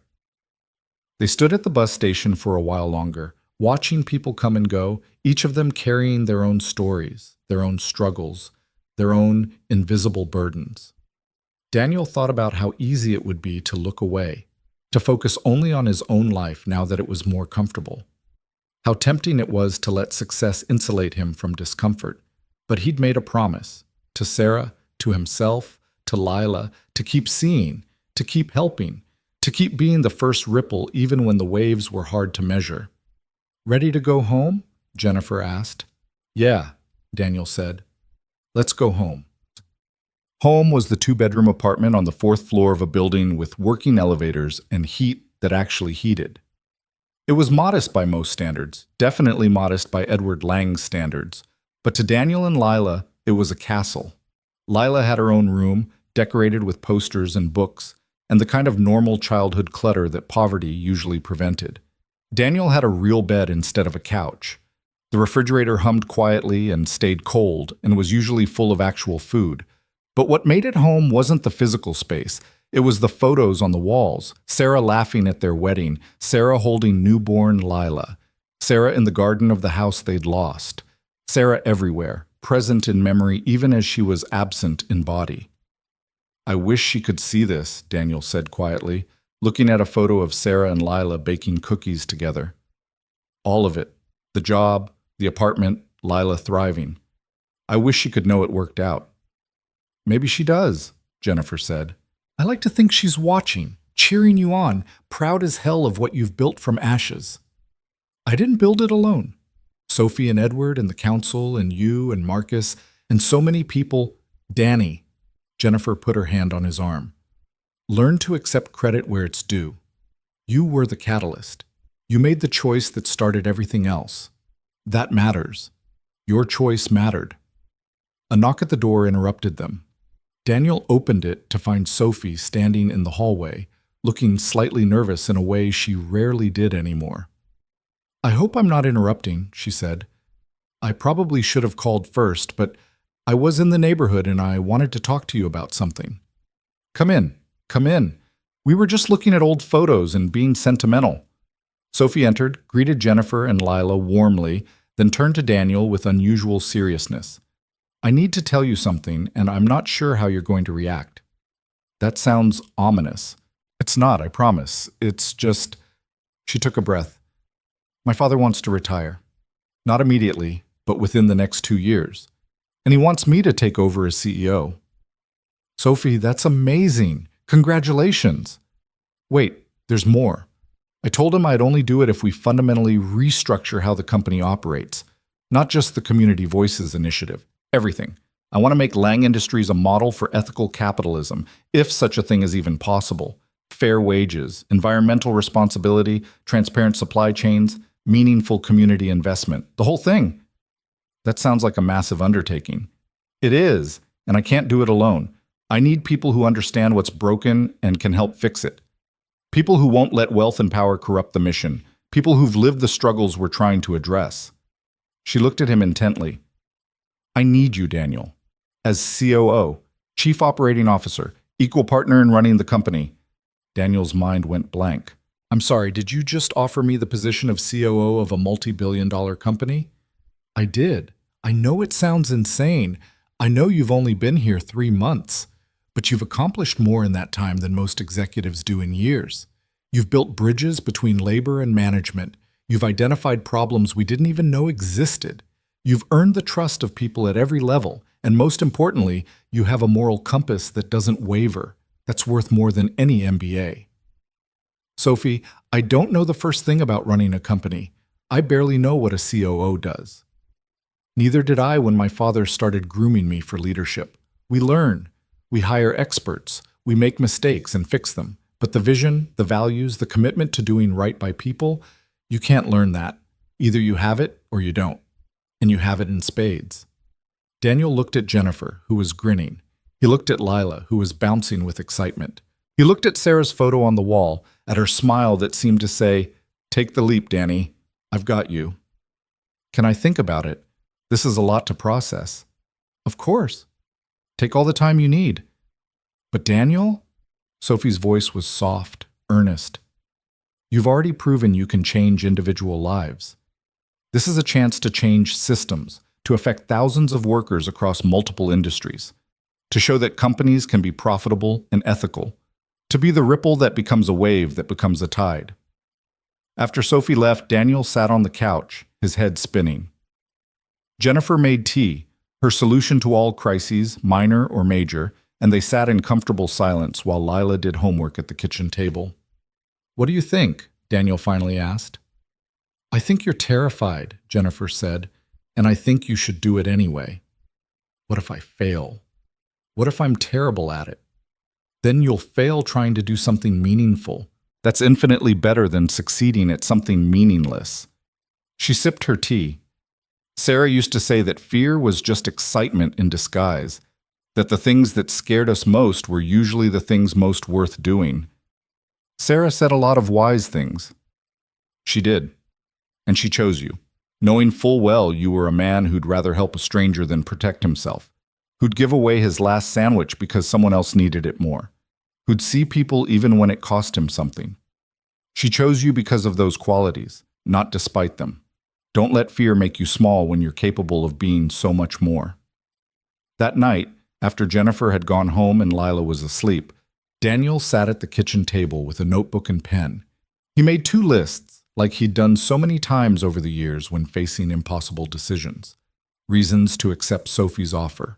Reasons to decline. The decline list was longer. All the ways he might fail. All the things he didn't know. All the risks to the stability they'd finally achieved. The accept list was shorter but heavier. The good he could do. The systems he could change. The promise he'd made to Sarah to live with intention. He stared at the lists for a long time, then flipped to a blank page and wrote a letter. Not to Sophie or Edward, but to Sarah. Dear Sarah, he began, I wish you were here. I wish I could talk this through with you, hear your laugh when I stress about things you'd say were obvious choices. But you're not here. So I'm writing this letter I'll never send, hoping somehow you're reading over my shoulder the way you always did when I was overthinking things. A lot has happened since you died. More than I can fit in a letter, but the core of it is this. I tried to honor what you taught me. I tried to see people, to help when I could, to raise our daughter with the values you held sacred, and somehow, impossibly, that trying has created opportunities I never imagined. I'm scared, Sarah. Terrified, actually. They want me to help run a company, to make decisions that affect thousands of people, to be a leader when I barely feel qualified to lead myself. But I hear your voice in my head saying what you always said. Fear is just excitement in disguise. And maybe you're right. Maybe I'm not terrified of failing. Maybe I'm terrified of succeeding, of becoming something more than the simple life we'd planned. But our daughter is watching. She's learning what it means to face fear and choose courage anyway. And I need her to see that growth is possible, that we're never too old or too broken to become more than we were. So I'm going to say yes. I'm going to take this impossible job and probably make a million mistakes. But I'm going to try. For you, for Lila, for all the Patricias sleeping in their cars and all the Sophies testing humanity and finding it wanting. For the kid I was who never thought he'd amount to anything, and the man you saw in me even when I couldn't see it myself. I love you, I miss you, and I promise I'll make you proud. Always yours, Danny. He folded the letter and tucked it into the frame of their wedding photo. Then he picked up his phone and called Sophie. "It's 11 at night," she answered, laughing. "I didn't expect to hear from you until tomorrow at least." "I don't want to wait. I'll do it. I'll be your COO. I have conditions, but yes, I'll do it." Conditions? The Community Voices Council gets real power, not just advisory roles. We establish a clear pathway for hourly workers to move into management. We commit to environmental sustainability even when it's expensive. And we measure success not just in profits, but in human impact. Can you agree to that? "I can agree to all of it," Sophie said. "Welcome to the team, partner. This is going to be amazing or a complete disaster." "Oh, probably both," Daniel said. Probably both." The next morning, Daniel woke early and made breakfast. Real breakfast. Eggs and toast and fresh fruit. The kind of meal that had been a luxury just months ago. Lila emerged from her room, still half asleep, drawn by the smell of cooking. "Morning, baby girl. How'd you sleep?" "Good. I had a dream about Mama. She was in a garden and she was smiling." "Yeah? What was she smiling about?" "I don't know, but she looked happy. Really happy. Like she knew a good secret but wasn't telling." Daniel plated the eggs, thinking about Sarah's smile, about the secrets happiness holds. "I have news, Lila. I'm going to take a new job, a bigger job. It's going to mean more responsibility, longer hours sometimes, but also more ability to help people." Lila nodded seriously, processing this information. "Will you still have time for me?" "Always. That's non-negotiable. You're my first priority, no matter what job I have or how busy I get. You believe me?" "I believe you." She took a bite of eggs. "Daddy, can I ask you something?" "Anything." "Do you think what happened, the sandwich and the video and all of it, do you think it happened for a reason? Like maybe Mama arranged it somehow?" Daniel sat down next to her, considering the question seriously. "I don't know if life works that way, baby. I don't know if there's some grand plan or if it's all just chaos and coincidence. But I know this. Your Mama taught us to be ready, to see opportunities for kindness and take them. So whether she arranged what happened or not, she definitely prepared us for it." "That sounds like Mama," Lila said with a small smile. "Always preparing us for things we didn't know were coming." They finished breakfast together, then walked to school like they did every morning. It was a routine Daniel cherished. These quiet moments with his daughter, no cameras or interviews or corporate responsibilities, just father and daughter moving through the world together. At the school gates, Lila hugged him extra tight. "I'm proud of you, Daddy, for being brave, for helping people, for being you." "I'm proud of you too, baby girl, for being kind and smart and seeing the best in people. You're going to change the world someday." "Maybe we both will," she said, then ran off to join her friends, her backpack bouncing, her laughter carrying on the wind. Daniel walked to Lang Industries. It was only 20 minutes from Lila's school now, one of the reasons he'd chosen their new apartment. He could have taken a car, but he preferred walking, liked the time to think and observe and stay connected to street-level reality. Edward was waiting in the lobby when Daniel arrived. "Sophie told me the news. Congratulations, partner." "Thank you, and thank you for taking a chance on me. I know I'm not the conventional choice for COO." "Conventional choices produce conventional results," Edward said. "We're trying to do something different here, something that matters, that requires unconventional people." They rode the elevator together to the executive floor. Daniel still wasn't entirely comfortable there, still felt like an imposter among the suits and the expensive furniture, and entered the conference room where the board was gathering for a special announcement. Sophie was already there, looking nervous and excited and ready. When she saw Daniel, she grinned. Ready to blow up some minds? As ready as I'll ever be. The board members filed in, most of them unaware of why they'd been called. Gerald Hutchins was there, looking suspicious. Margaret, the assistant, was setting up presentation equipment, and in the back corner, almost invisible, Marcus Chen sat with his camera, documenting everything for a video series he was doing on corporate transformation. Edward called the meeting to order. Thank you all for coming on short notice. We have significant announcements about the future direction of Lang Industries. Sophie? Sophie stood, radiating confidence that Daniel knew was at least partly performance. In 18 months, my father will step down as CEO, and I'll assume that role. But we're not just changing leadership, we're changing everything about how this company operates. We're committing to become the most ethical, sustainable, socially responsible corporation in our industry. And to make that happen, I've asked Daniel Cross to serve as COO. The room erupted. Questions, objections, expressions of shock and confusion, and in a few cases, genuine excitement. Gerald looked like he might have that stroke he'd been threatening during the wage proposal presentation. He's been here 3 months, someone objected. He has no business experience. This is insane. Edward raised his hand, and the room fell silent. Let me tell you something about Daniel Cross. 3 months ago, he gave away his last meal to a stranger without knowing who she was or expecting anything in return. That single act revealed something we'd been missing: the human cost of our business practices, the gap between our stated values and our actual impact, the people we'd forgotten to see. In 3 months, Daniel has accomplished what most executives couldn't do in years. He's built genuine trust across all levels of the organization. He's identified systemic problems and proposed practical solutions. He's reminded us why we're in business in the first place, not just to generate profit, but to create value for all stakeholders, not just shareholders. Some of you will think this is a mistake. Some of you will fight this change. That's fine. You're free to dissent, to vote no, to resign if you can't support this direction. But I want to be clear. This isn't just about adding one person to leadership. This is about fundamentally rethinking what success means and who gets to define it. The debate raged for 2 hours. Daniel sat mostly silent, letting Sophie and Edward make the case, answering questions when asked but not defending himself. He'd learned that the best response to skepticism was patient competence. Let the work speak for itself.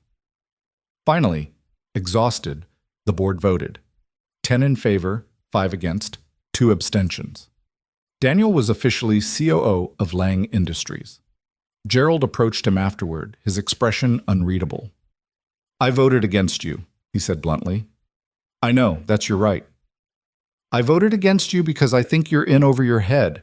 I think good intentions aren't enough to run a complex organization. I think you're going to make expensive mistakes that will cost us money and reputation. You're probably right about the mistakes, Daniel said.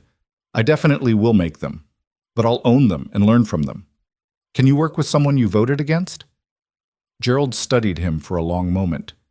Yes, because despite everything, I think you're genuine. And genuine is rare enough that I'm willing to give you a chance to prove me wrong. He extended his hand. Welcome to the executive team, Mr. Cross. Try not to bankrupt us. Daniel shook his hand, appreciating the grudging respect. I'll do my best. The rest of the day was a blur of meetings and introductions and administrative details. Daniel's office was on the 20th floor with a view of the city that still took his breath away. His assistant, a competent woman named Rachel, who seemed bemused by his insistence on making his own coffee, walked him through his calendar for the coming weeks. You have a meeting with the Warehouse Workers Union on Tuesday, she recited. Community Voices Council session Thursday. Press conference about the wage initiative Friday. And someone from the mayor's office called about a city task force on homelessness. They want you to participate. Say yes to the task force, Daniel said. That's exactly the kind of thing I should be involved in. You're going to be very busy, Mr. Cross. Call me Daniel, and yes, I am, but busy with purpose is better than idle with doubt. When the workday finally ended, Daniel didn't immediately leave. He stood at his office window watching the city transition from day to night, lights winking on building by building, people streaming home or to second jobs or to whatever obligations filled their evenings. His phone buzzed with a text from Lila. Aunt Jen picked me up from school. We're making dinner. Come home when you can. Love you, Daddy. He smiled and typed back. On my way, baby girl. Love you more than all the stars. Before leaving, he took out the scratched metal lunchbox, the one he'd carried to construction sites, the one that had held the sandwich he'd shared with Sophie. He'd kept it as a reminder of where he'd come from, of the man he'd been before viral videos and corporate offices and COO titles. Inside, he placed a note for his future self. Remember this. You're not special, you're not a hero, you're just a guy who made one decent choice and got lucky that it mattered. Stay humble. Stay hungry. Not for success, but for opportunities to help. See people. Really see them. That's the only thing that actually matters. He closed the lunchbox and set it on his desk where he'd see it every morning. Then he left the office, rode the elevator down 20 floors, and walked out into the city he loved. The streets were crowded with evening commuters, everyone moving with purpose and exhaustion. Daniel found himself looking at faces, seeing stories, noticing struggles. There, a woman juggling grocery bags and a crying toddler. He held the door for her. There, a man counting change for bus fare, coming up short. Daniel handed him $1 without comment. There, a teenager sitting alone on a bench, looking lost and scared. Daniel sat down nearby. You okay? He asked gently. The kid looked at him suspiciously. Why do you care? Because you look like you need someone to care. I'm Daniel. Jake. The kid hesitated, then added, I got kicked out. My parents found out I'm gay, and they kicked me out. Daniel's heart broke. I'm sorry, Jake, that's not okay. Do you have somewhere safe to go tonight? Not really. Daniel pulled out his phone and called a number he'd programmed 3 months ago. The director of a youth shelter that specialized in LGBTQ+ services, one of the organizations receiving GoFundMe money. Maria, it's Daniel Cross. I have a kid here who needs immediate placement. Can you help? His name is Jake. He's maybe 16, just got kicked out by his parents. He listened, then nodded. Perfect. We'll be there in 20 minutes. He hung up and looked at Jake. There's a shelter, a good one, safe and affirming. They're expecting you. Can I walk you there? Jake's eyes filled with tears. Why are you helping me? You don't even know me. I don't need to know you deserve safety and dignity. Come on, let's get you somewhere warm. They walked together through the darkening city, and Daniel listened to Jake's story, the hope and fear and pain of being young and queer and rejected by the people who were supposed to love unconditionally. When they reached the shelter, Maria greeted them warmly, immediately making Jake feel seen and safe. Thank you, Jake said before going inside. I don't know who you are or why you stopped, but thank you. You're going to be okay, Daniel told him. It doesn't feel like it now, but you are. And Jake? The people who rejected you? That's their loss and their shame, not yours. Remember that.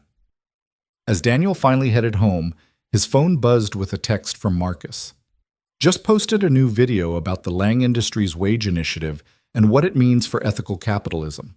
It's already got 500K views. People are paying attention, Mr. Cross. Real change is happening.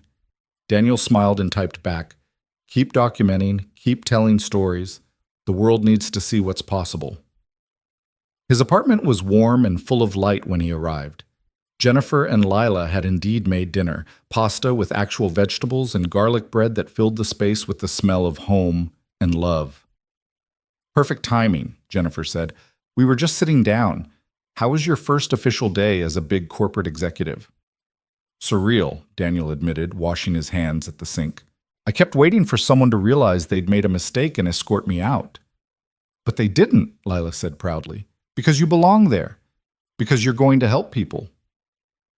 They ate dinner together, talking and laughing and existing in the comfortable intimacy of people who'd weathered storms together. After Jennifer left and Lila was ready for bed, Daniel tucked her in like he'd done every night of her life. Daddy, she said sleepily, I think Mama would be really happy not just proud, happy, like the way she looked in my dream. I think so too, baby girl. I really do. Will you tell me a mama story? Always. Let me think. He settled against the headboard, Lila curling into his side. Did I ever tell you about the time your mama started a community garden in our old neighborhood? No, tell me. Well, this was before you were born.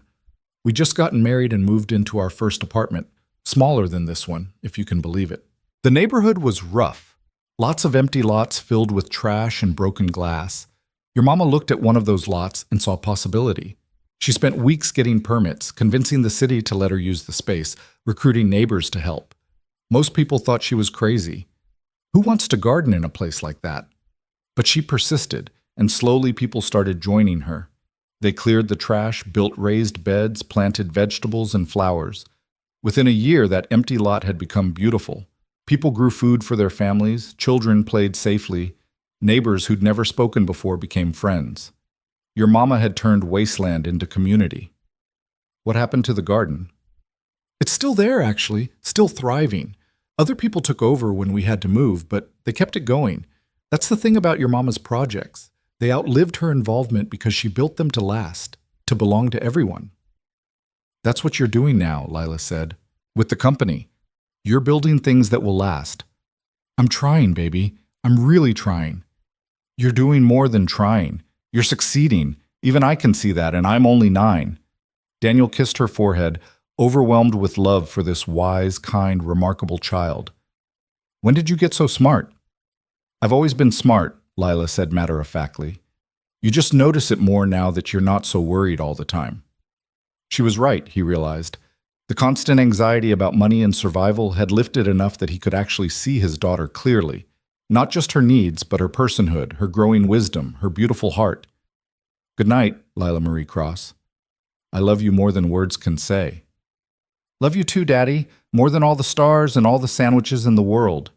He left her door cracked open and walked to the window, looking out at the city he was learning to serve in new ways. Somewhere out there, Patricia Morrison was probably sleeping in an actual bed for the first time in months. Somewhere, Jake was finding safety and acceptance. Somewhere, Marcus was editing videos that would inspire others to document kindness. Somewhere, people were choosing to see each other, to help each other, to be the first ripple in ponds of possibility. And here, in a modest apartment in a city of millions, a single father stood at a window and let himself believe that one man's choice, one sandwich shared on a rainy night, could genuinely change the world. Not because he was special, not because he was a hero, but because kindness, real kindness, was contagious in ways that cruelty could never match. He pulled out his phone one more time and composed a final text to Sophie.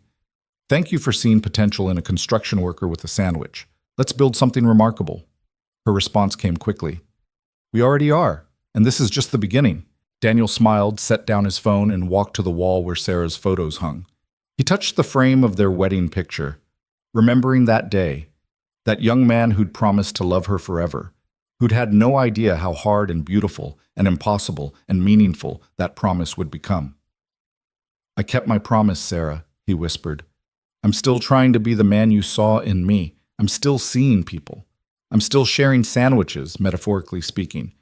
And our daughter, God, Sarah, you should see her. She's everything you dreamed she'd be. Kind and brave, and so much smarter than either of us.